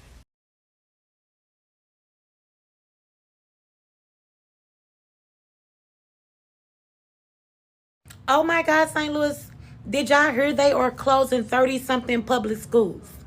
They are closing 30-something public schools. We are outraged. We are furious. Now, I want to bring your attention to a clip that I came across online this week, which has now been watched almost 2.5 million times. And although it could be dismissed as a one-off from just one woman, I just can't help but suspect that it is a signpost to potentially horrific social change of which we just need to be aware. It features a sex therapist who works for the Keystone State of Pennsylvania in America, which describes itself as proudly founded in 1681 as a place of tolerance and freedom. Now, don't get me wrong, tolerance, coexisting with people who are causing no harm but are not like us, is good. Freedom, if we mean being the architects of our own destiny as far as possible, that is also, of course, good. But I fear that the clip I'm about to show you might be the start of an insidious creep towards the normalizing of sexual contact with children. Have a listen. Folks, my name is Miranda. I use she, her pronouns, and I'm a licensed professional counselor and sex therapist in Erie, Pennsylvania. And today I want to talk about minor attracted persons. And I want to talk about minor attracted persons because they are probably the most vilified population of folks in our culture. There's a reason for that. Now, when this lady talks about minor attracted persons, what she means is pedophiles. The Latin derivation of that word, of course, is phil, to love, and pede, child. But, of course, as we know, there is no love involved in the damaging behaviours which we quite rightly deem criminal. She goes on. Most folks are making incorrect assumptions about them without actually knowing much about them. And those assumptions create harm for an already marginalized population. I don't know. Maybe there are people hoping that by the time the guest list to the Epstein-Maxwell parties is released, we'll have all bought into the idea that paedophiles are simply minor attracted people who deserve our understanding. So all I'm saying is let us just be awake to this phenomenon, shall we? We are changing language from pedophilia to minor attracted persons. We're lowering the age of consent in over 15 states to the age 14 in the United States. We are eradicating, completely obliterating statutory rape. Sex trafficking laws are being abandoned. We're canceling sex offender registries in this country. We have so far surpassed leading children astray. Our children in this country is led to slaughter. Solve this shit, man. There's no way to solve it, for sure. Like, you know, it's never going to go away. And unfortunately, we have some states that are trying to normalize it. We have states that are trying to make it a sexual orientation. And then we have other states What like states?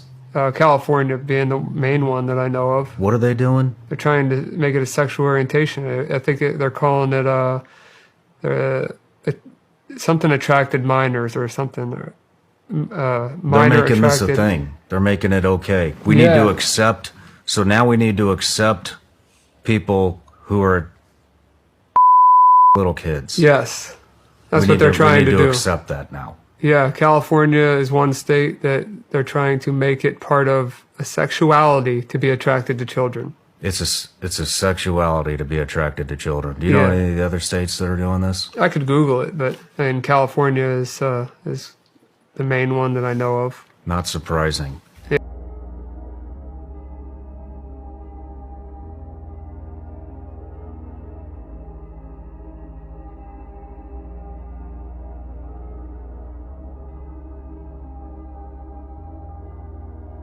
While you're being distracted by religion, politics, and everyday life, CERN altered the timeline. We died in 2012, and our consciousness was transferred to another reality. The portals was open, and the world shifted. Food don't taste the same, and the cold feel harsher than it ever did. People move different now. Colder, empty, and detached. You don't even feel like yourself anymore. This is what happens when humanity loses its presence.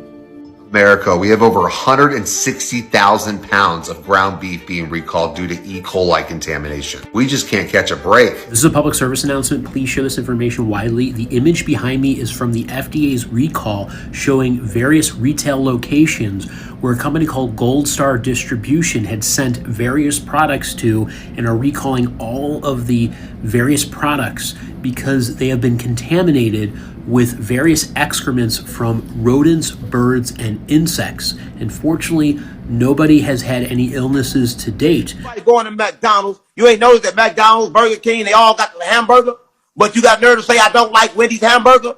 How can you not like the hamburger when they all the same hamburger, they all human flesh? See, everybody think they eat beef, but I ain't gonna talk about that. That's another subject. Human flesh? The sacrifice. You gotta eat flesh. That will make you act like an animal. See, a lot of people don't know that. You ain't eating beef. Have you ever seen them? You ever seen them turn down a cow? No. No. But the bodies in the morgue, where they go? You see them in the ground. You ever see them put them in the dirt? No, they put the dirt on it the next day. With nobody there. Why? This goes to the factory of deviled ham, of sausages, of luncheon meat, of whatever you like. See, pure deliciousness, and you eat that. Look, this goes to the mortadella factory. Blessing.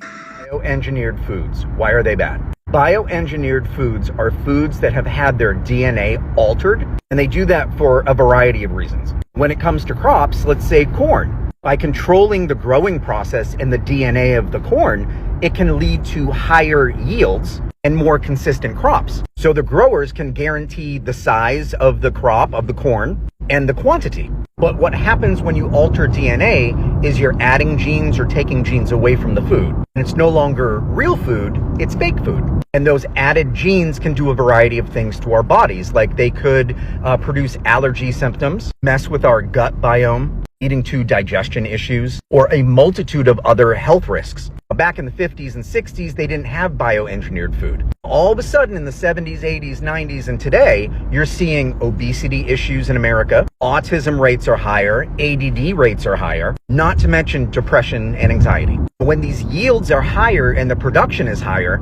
it leads to lower costs. So you'll see a ton of bioengineered foods in like discount grocery stores. And while we're talking about it, there's a lot of added chemicals to bioengineered foods. And our bodies are pretty smart. They know how to handle like calories, but they don't know how to handle chemicals. So when we're eating processed foods with a lot of chemicals, the body doesn't know how to digest it, so it tries to get rid of that in another form.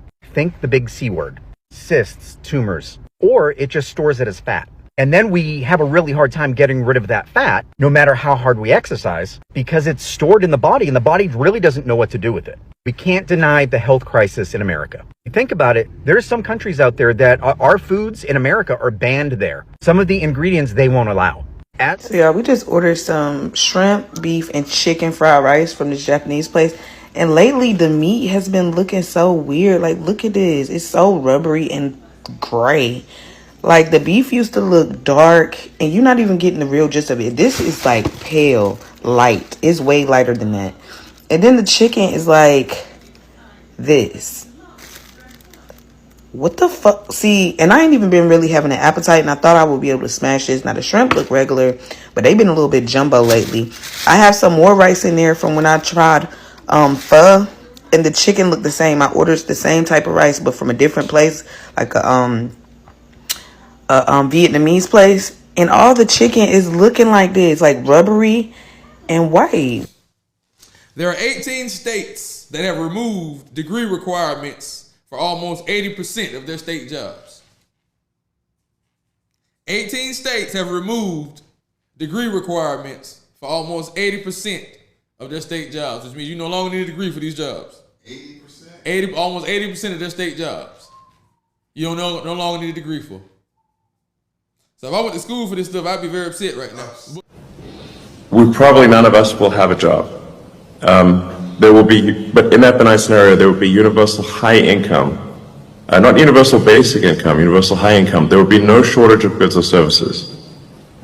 And I think the benign scenario is the most likely scenario, probably, 80% likely if you ask, in my opinion. The question will not be one of lacking goods or services. You'll have, everyone will have access to as much in the way of goods and services as they would like. the question will really be one of meaning, of how, if the computer can do, and the robots can do everything better than you, then does your life have meaning? UBI, screaming that from the mountaintop for the past year and a half, 2 years. 2 years. They even have a cartoon on Fox called Universal Basic Guy. Why do you think that is? They're getting everybody prepared to be on Universal Basic Income. They were paying these guys in the cartoon, they were paying these guys because they lost their job to automation, AI. Wait, that was in the show? That's in the show. No. They lose their job to automation. They get a check from the government and it's all about them just sitting on their ass and getting into adventures. All we have to do is just watch the shows. TVs, movies, cartoons, it's always there. They do it, they tell you before they do it. Literally. Why did Fox roll out that cartoon and now they're talking about UBI? Now they're doing stimulus checks? Now they're doing, because even Elon's talking about not universal basic income, but it's universal high income, which is just another fancy word for UBI. What do you mean universal high income? Exactly. That's what I'm saying. Oh, so you just, okay. It's the same thing. It's the same thing. Like, oh, we're going to pay you more to do X, Y, and Z, or just be dependent on us, and that's it. Because universal basic income sounds basic. So let's change the word. Universal high income. Oh, that sounds better. They're always changing these words. Same thing they do with Agenda 2030. Talk about it. Agenda 2030 used to be Agenda 21. For that, it was the plan for sustainability. They keep changing these words, but it's the same thing. Same playbook, different cover. They're doing the same thing again. Pretty interesting. And with AI, within the next 5 years, the number keeps changing, but they project now, within 5 years, is going to affect over 200 million jobs. If no one is working, then who will be buying? If no one is producing, then who will be consuming? I've been seeing a lot of people ask that specific question in the comment sections, on the forums, and the videos regarding the job market and how bad it's looking right now, also with the implementation of automation and artificial intelligence in certain job positions. As some of you may have heard, Amazon is laying off multiple thousands of their corporate workers, and this is only going to influence and prompt other companies to follow suit. And people are curious on how will there even be a consumer base if no one has any money? Well, guys, this is where universal basic income comes in. That thing that we've been warning people about for many years, that a lot of people thought was a conspiracy theory until recently, as we see things like digital ID. Remember the whole World Economic Forum, you'll own nothing and be happy sort of thing that was being laid out to us? Guys, that's what they've been planning all along. That is the new world order. They don't want you to have any type of control over your money, any type of control over your food, your living situation. They want you to be 100% completely dependent on this coming beast system. All you'd have to do is receive this mark. All you'd have to do is receive whatever technology, whatever chip, whatever implant they're trying to give you, whatever it's going to look like. I couldn't tell you, but we're seeing the building blocks lead up to this. Universal Basic Income, or UBI. The concept, pretty straightforward. Every American adult would receive a set check each month. For Cook County, Illinois, which includes Chicago, this concept just became reality. The Cook County Board of Commissioners unanimously approved its 2026 budget proposal just this month. It includes $7.5 million for a guaranteed basic income program. Commissioners approved it after the success of a pilot program, where the county provided $500 a month to 3,200 households over 2 years. And now at the Amazon, no more workers, bruh. That's crazy. There's no more workers in this bitch. Damn. No more workers at Amazon, bruh. They doing things. Robots taking over. What the hell? What the hell are y'all think? Look at this shit, you guys. They're trying to take our jobs with robots. Look at this spot welder. Look at this shit. They're taking our jobs. Look at this. Boom. Look at this. Look at this. But also at the end of the day, the customer walks away from it. That's the question. How safe is it in the past? Then, when you're ready to do your body work, you just come over here. So you win some, you lose some. This is how you know that in a couple of years, AI is going to be taking over. I mean, customer service jobs. I mean, cashier jobs. I mean, they're going to be taking over, and people is going to be losing y'all jobs. This is the real reason. We done went to Checkers and look at this shit, y'all. Okay. And buffalo sauce. Buffalo. All right. You got that? What else can I get you? That's it. Can you read my order back? Just to confirm, I have 5 chicken bites and fries, barbecue dip cup, chili cheese fries, no chili, buffalo dip cup. Is that correct? Yes, that's it, y'all. When I say that customer service jobs and waitressing jobs and cashier jobs is going out of service, AI is taking over. Robots are stealing human jobs faster than anyone predicted, and 8 major industries just proved human workers are becoming completely obsolete. Waymo autonomous taxis are already serving 200,000 paid rides per week with 0 human drivers, while Amazon deployed 750,000 warehouse robots that sort packages faster and more accurately than any human worker. In China, robotic gas station attendants refuel cars without human help, and robot chefs trained on 5 million recipes are cooking restaurant-quality meals with perfect precision every single time. Boston Dynamics robots are now operating professional film cameras and performing backflips while capturing movie scenes, completely replacing human camera operators who spent decades mastering their craft. The most terrifying example is robots repairing high-voltage power lines because utility companies realize machines never get electrocuted, never fall, and never demand overtime pay or health insurance. These aren't prototypes or future concepts. Every single one of these robots is working right now, earning money for companies while human workers get laid off and replaced. From taxi drivers to warehouse workers to professional chefs, robots are proving they can do almost every job better, faster, and cheaper than the humans who used to do them. Everywhere she goes, Oh-Young Hao-Yu is followed. What she buys, how she behaves, is tracked and scored to show how responsible and trustworthy she is. It's called the social credit system, and in one version now being tested, a person's reputation is scored on a scale of 350 to 950. And Hao-Yu, with a good score of 752, is okay with it. In fact, most people are. It's a mechanism pushes you to become a better citizen. It's big data meets Big Brother, expanding how the government monitors, understands, and ultimately controls its 1.4 billion citizens.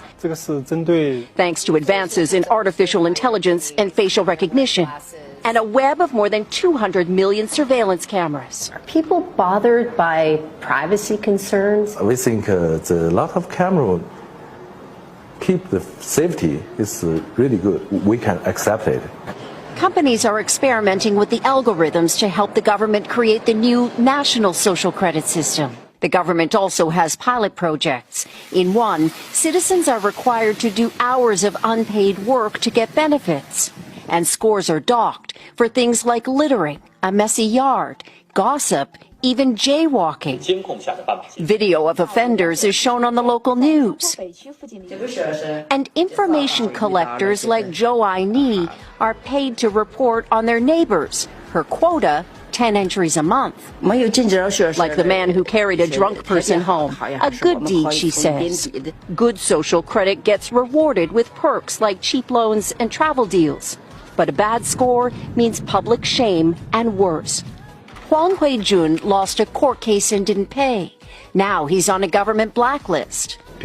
I can't buy airplane or train tickets, he says, and the list goes on. Being discredited makes it hard to get a job or put kids in top schools. The social credit system will go nationwide next year, and few here are willing to criticize it. Something that may pose a risk itself for a bad score and the life that comes with it. So in China, for example, God, this is going to happen here, I think, too. Although maybe people will fight it.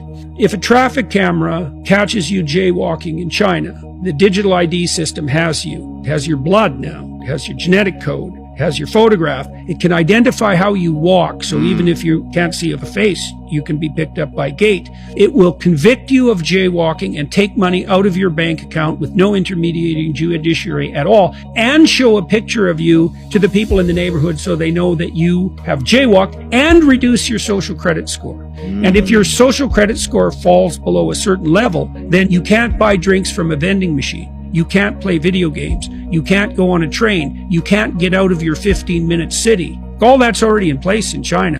Because what you'll have in the U.S. is what China has now, the social credit system.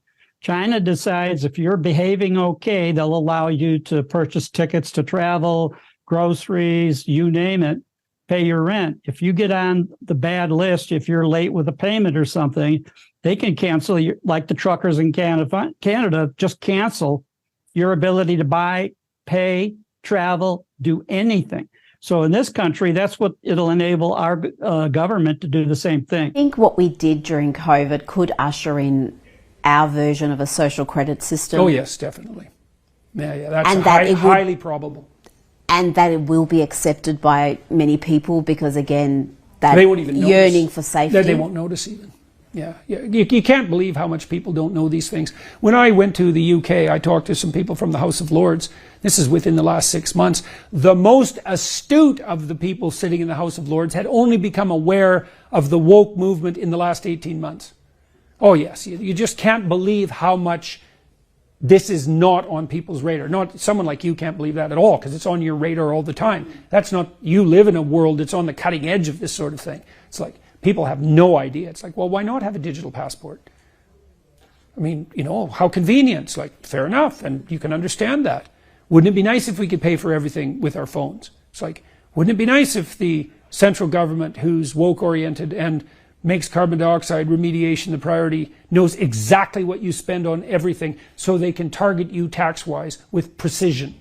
It's like, oh, didn't think about that. It's like, yeah, you sure didn't. And oh yes, it's highly probable. It'll be a miracle if we escape from that. You can see these signs of this everywhere. When you go through airports now, there's a lot of automated barriers.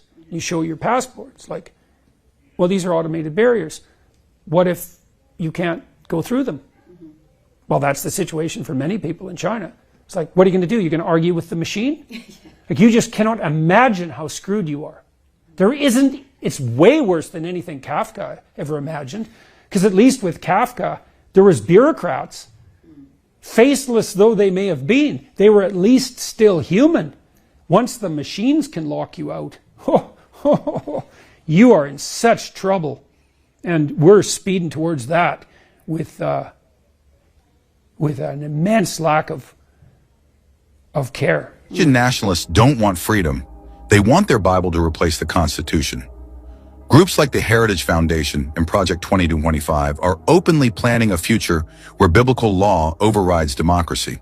Their blueprint calls for rolling back women's rights, silencing LGBTQ people, and forcing prayer back into schools, all in the name of freedom. But here's the truth. Their freedom means your loss. Your body, your family, your private choices, rewritten by their scripture. If this doesn't terrify you, it should.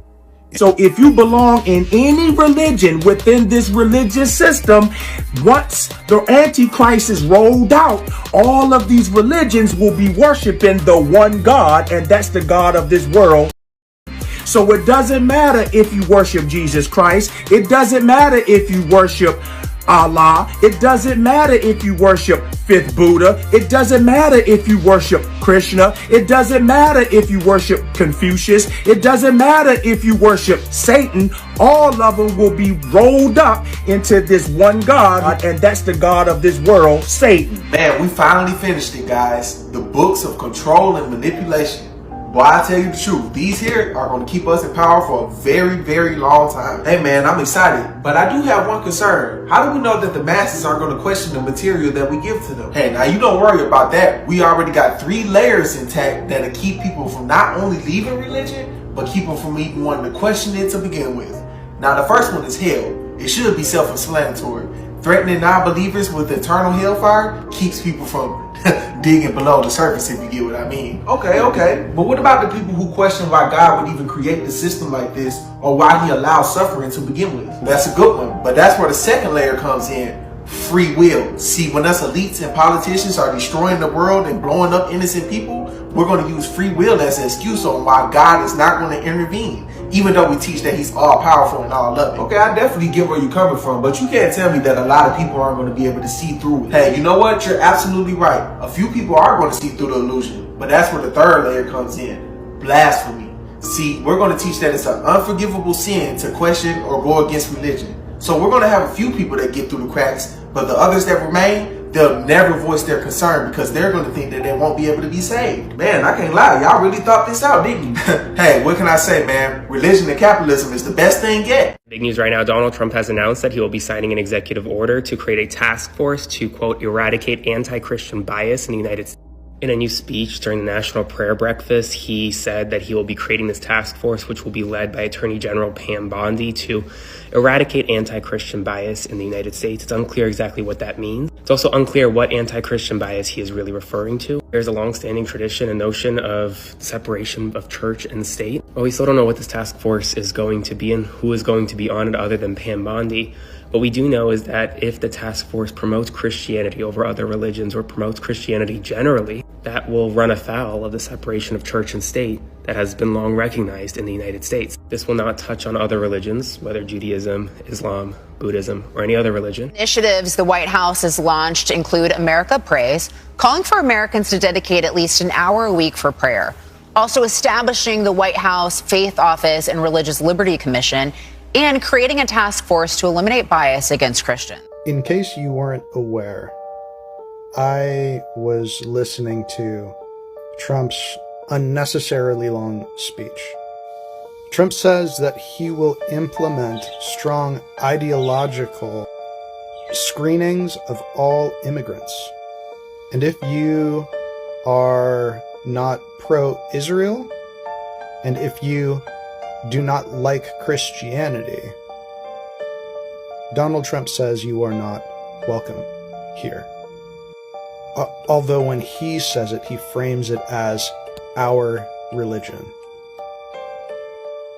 which to me sounds like othering anyone who isn't white, Christian, evangelical. Take a listen, tell me what you think. On day one, I will immediately restore and expand the Trump travel ban. Remember when they said, oh, that's so vicious, but it kept us safe.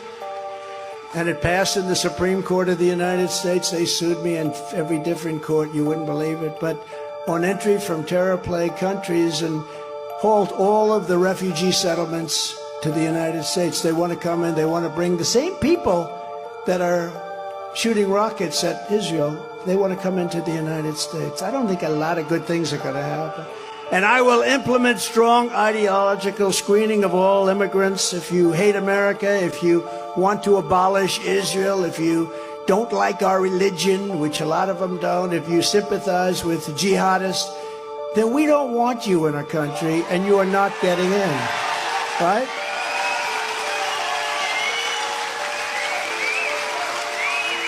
We don't want you. Get out of here. You're fired. If you want to abolish Israel, if you don't like our religion, which a lot of them don't. Unfortunately, I think this is just the beginning.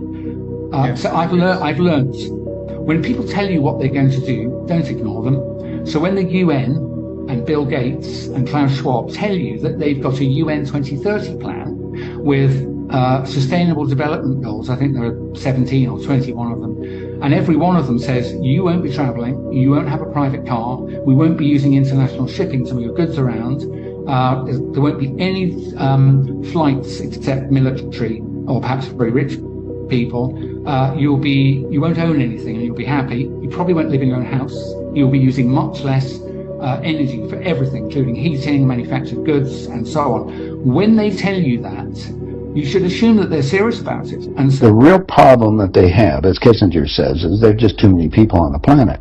And 40% of the world, 2 billion of us, exist on less than $2 a day.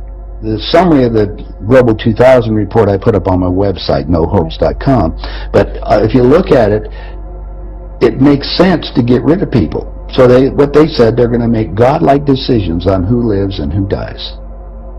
Now, obviously, some of the meetings we sat on, we were planning on using neutron bombs on the major cities. Today, they figure that biologicals are much cheaper.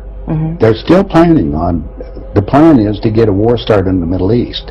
And they're still planning on using a neutron bomb, or one of the bombs that they've got developed on Israel, which is all on the cards. And it's going to happen. They even put a monument up to this whole program. It's called the Georgia Guidestones. Hollywood director James Cameron is saying Gen AI is, yes, useful for cutting VFX costs in film, but that replacing actors is, quote, horrifying, since markets will flood with subpar mashups while human creativity stays in a sacred and premium place. Jenner, Snoop Dogg, Mr. Beast, Tom Brady, Charli D'Amelio, and more just signed away their likeness to Meta in a similar Black Mirror episode. It's Billy. I just want to introduce myself. Hello, you guys. It's Coco here, and I'm going to be doing a quick little get ready with me. We partnered with a bunch of pretty awesome people to basically embody these and play them. I mean, who hasn't wanted to play text, adventure game with dog?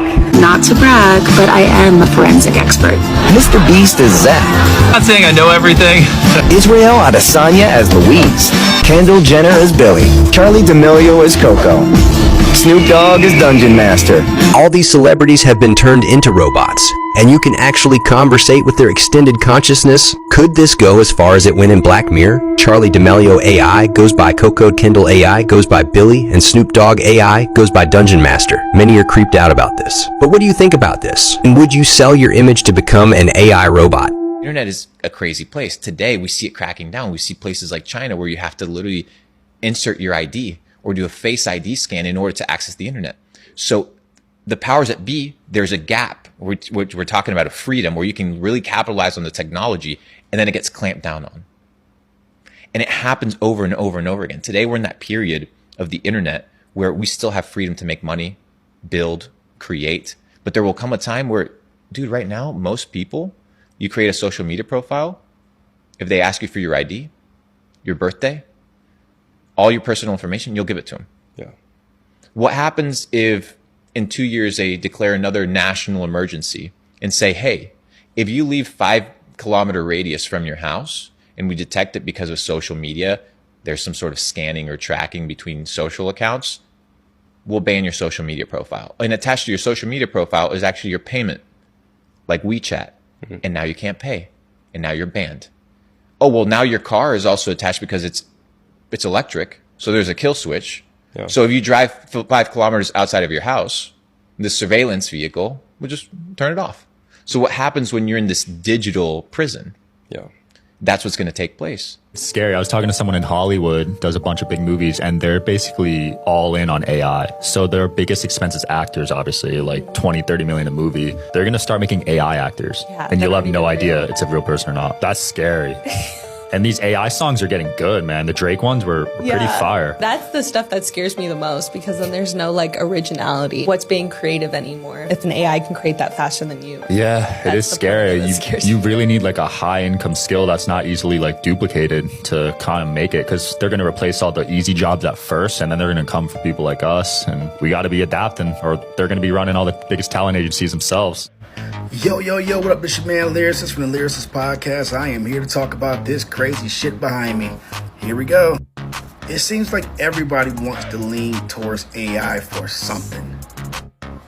But when it comes to creativity that's inspired by humanity, I don't think we should lean towards AI for that. I agree with Russ 100%. It comes down to control. It comes down to compliance. And I understand when you deal with the artists, you won't get those things. They will typically push back. They will fight back. But that's the beauty of humanity, right? I can imagine how some of these studio sessions will go with some of the artists that still remain on a record label. Either you sing this right, or you produce the record that we tell you to produce, or we'll go to an AI artist and just have them do it instead. Y'all see that there's also these new Tesla dogs as well? Elon Musk is not playing, y'all. He literally made a dog to replace your dog. Not only that, but they came out with a Tesla horse. And they also have a cheetah Tesla prototype that they're working on currently right now, y'all. And this thing is doing all kinds of flips and tricks. And get a little of this, not only that, but they also have a monkey prototype that they are currently working on. What is Elon Musk trying to do? What is going on? Mark my words, AI is far more dangerous than nukes. Robots are no longer just part of science fiction films like The Terminator. They could be misused in the wrong hands, hacked and taken over.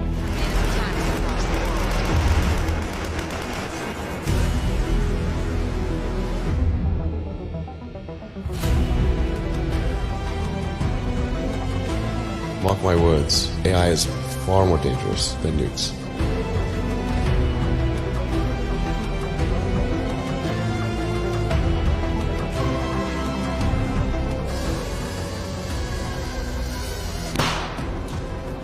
That little bang is enough to penetrate the skull and destroy the contents. Allowing machines to choose to kill humans will be devastating to our security and freedom. Prior to placing the fertilized embryo of your baby inside the growth pod, in vitro fertilization is used to create and select the most viable and genetically superior embryo, giving your baby a chance to develop without any biological hurdle. And if you want your baby to stand out and have a brighter future, our Elite package offers you the opportunity to genetically engineer the embryo before implanting it into the artificial womb. So artificial wombs aren't science fiction anymore. China is now unveiling a humanoid robot designed to carry pregnancies. It's not just incubators in a lab, but full-bodied machines with artificial wombs capable of gestating and delivering babies. And this isn't some far-off dream. A Guangzhou-based company says it will launch as soon as 2026 with a price tag under $14,000. And there's a kicker. People are already calling this the beginning of baby factories.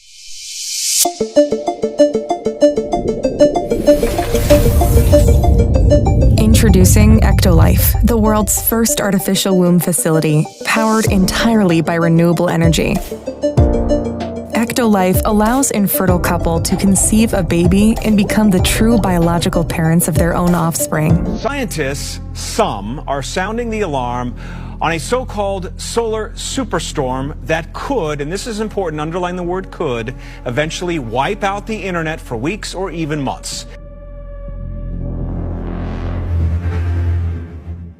If it were to occur, might take a decade for us to recover. Some of the destruction of communication infrastructure could bring about the end of the internet.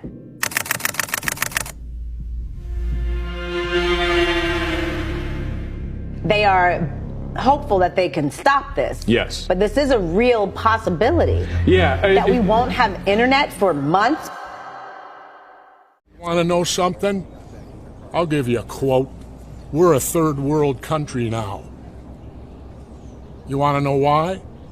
I'm an expert. I've been to them. I spent 17 months in Southeast Asia while the draft dodger was playing golf. Right? You know how I know we're a third world country? Because in third world countries, they have the military doing their police work in the cities when you walk around. I was in the Philippines the day Ferdinand Marcos declared martial law and went under dictatorship. We went from nobody to a guy with a machine gun on every corner. That's what happens in a dictatorship. In comes the military. That's what's happening here. And people better wake up to it. You want to read something? Then read your history of Germany and start comparing the tactics of what happened in 1930s Germany to what's happening here. Honda ain't for the BS. They tired of humans already. They're like, look, y'all niggas complaining, y'all take off work on holidays, and these motherfuckers don't get tired. But what they don't know is, what if them motherfuckers gain a conscience? But, yeah, they saying shit, Hyundai finna be one of the first little factories in Atlanta, Georgia. They finna put a robot in they shit. So there's been this theory that there's technology out there that can control the way we think and control our minds. Well, the Pentagon just quietly approved $44 million for something called cognitive electromagnetic warfare. No press conferences, no headlines. Here's what it actually means. Buried deep in line 106 of the 2026 defense budget is a program most Americans have never heard of. This isn't cyber, this is not electronic, it's cognitive warfare. According to NATO's 2025 definition, cognitive warfare targets how you think, think, decide, and behave. It blends electromagnetic effects, AI, and information operations to influence human decision-making without triggering any alarms. This is no hacks, no malware, just manipulation delivered through systems and signals around you. Congress has now ordered the Pentagon to formally define it by March 2026. Why, you ask? Because China, Russia, and Iran aren't waiting. They're already experimenting with these techniques. The battlefield isn't just land, sea, air, space, and cyber anymore. It's a sixth domain of warfare. Certain people in certain high places told me that I can get wild right now because some type of event is going to take place soon, and they say they ain't making plans after 2026. They say the world going to be a mess, so... Hold on a second. Hold on. Rewind. Like airplanes? No, plans. They say they're not making plans after next year because the world gonna be a mess soon. They keep telling me something finna happen. This is starting to look like a pattern. Just one day after Renee Nicole Good was shot and killed by monsters in Minneapolis, 2 more people were shot by federal agents, this time in Portland, Oregon. A husband and wife shot in their own neighborhood by U.S. Customs and Border Protection. They're alive, thank God, and sitting in hospital beds while federal agencies refuse to explain what happened. Federal agents are now shooting civilians in multiple cities on back-to-back days, and local leaders are being left in the dark. The mayor is calling for all ICE operations to stop until full investigation is completed because this full force approach is producing real victims. You are an American and you would like to travel or you care about your civil rights and liberties, you need to hear this. This is for you. There are multiple reports that people's passports are being frozen or reported as stolen by the US federal government. I myself have seen multiple TikToks of people talking about being in other countries and saying that their passports were reported as stolen when it was impossible because you need to do that with your social security. It was literally impossible. They waited till he was in another country, in this instance, to tell them, hey, your passport is reported stolen, and they got sent back to the US. I have seen other reports of people where the United States government is the one that's saying, hey, you are not authorized to travel while someone is in a different country. You need to be extremely careful if you are planning travel or if you are deciding to travel. We are only 1 week into the new year and there have already been 2 passings connected to ICE. After what happened today in Minneapolis, this is now the second passing that has been involved with ICE. A man named Keith Porter, who is a family man, a community man, he had an encounter with an off-duty ICE agent on New Year's Eve and unfortunately lost his life in Los Angeles. According to reports, he was unalived outside his home during a New Year's Eve celebration. Authorities say that the off-duty ICE agent believed that there was a threat, but the witnesses honestly dispute that claim. And his family and the community members, they are all calling for justice and a proper investigation. Now fast forward to today's incident.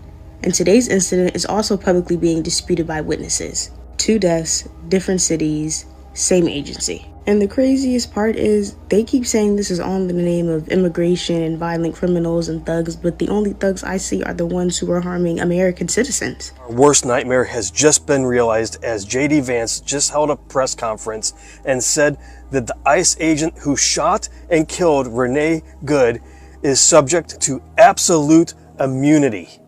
Meaning now ICE agents are free to go and shoot and kill American citizens.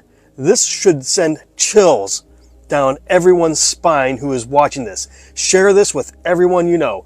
The United States federal agents are turning on its own citizens. The Trump regime is telling us that ICE agents, federal agents, have a license to kill with no repercussions. Guys, this is not democracy anymore. When federal agents can use deadly force on American citizens with impunity, we have lost the rule of law. Vance tells people they're going to send agents door to door to check citizenship. I think that he knows what that's going to do. And if you don't know what that's going to do, let me tell you. That is going to get a bunch of agents turned into Swiss cheese, and they know that. They're counting on that. And that's very crazy, because it only takes 1 or 2 instances of that before it'll be that they don't knock on the door. They bust it in and they drag you out because they would need to catch you by surprise. And that's, of course, what they want. They want maximum trauma.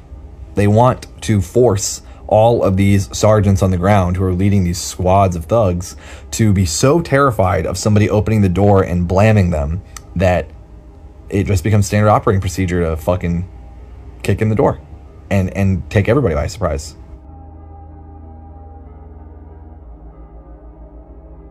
Homeless. I'm like, well, why is that? Are they eating bad candy? What's going on here?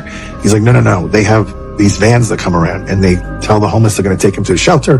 They've got whole big meals set up for them and showers, and they can wash their clothes and all this. And a lot of them get in the vans and go, and then they tie them up and they hold them for the 31st. And then they sacrifice them on the evening of Halloween to the devil. Guys, this reminds me of William Bonin. Just type him in. He used a van and he picked up hitchhikers off the side of the freeway in America. I think it was in 1979. Hitchhikers and homeless people are a perfect target. They're displaced. No one knows exactly their location and where they're supposed to be. So it makes sense to me. Evil, sick demons would prey on people like this. And if you really look behind the meaning of Halloween, you'd see why people who think like that would use a day like that to do evil things. Alexa, how many days until Halloween 2026? Halloween in 2026 is 301 days away, on Saturday, October 31st. Alexa, how many days until Thanksgiving 2026?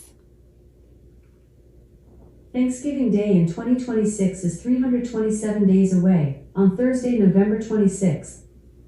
Alexa, how many days until Christmas in 2026? There aren't any Christmas holidays in 2026.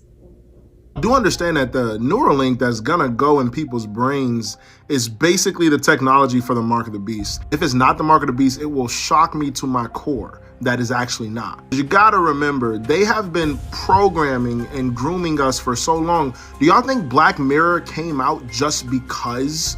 No, they put it out years ago because they wanted to condition us to be ready for something like this and to want something like this. And so they romanticized it with Black Mirror and all these different movies and AI chats and all these.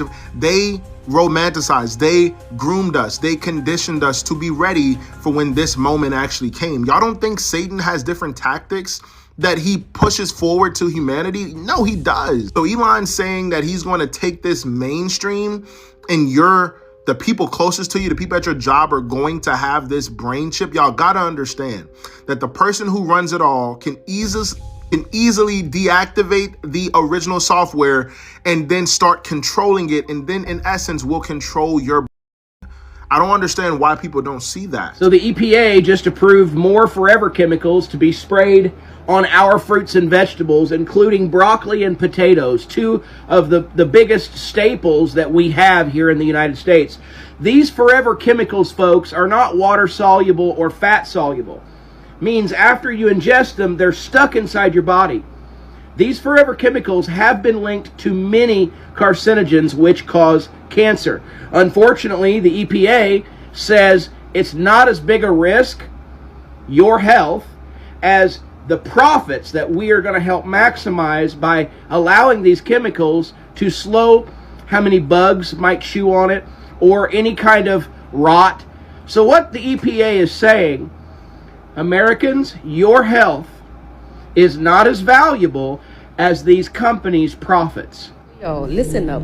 It is said that by 2030, human beings could become immortal. Now, y'all hear me out. This could be sooner than 2030 or right at 2030. So listen, scientists has been studying a drug and it's called nanobots. Nanobots is something that they put inside the bloodstream, okay? It can regenerate organs, meaning if you someone that had failed organs, these nanobots could repair your organs. You know how some people go get facelifts and a lot of people age as years goes on? These nanobots are here to help with aging. And it also says that these nanobots help with the lifespan.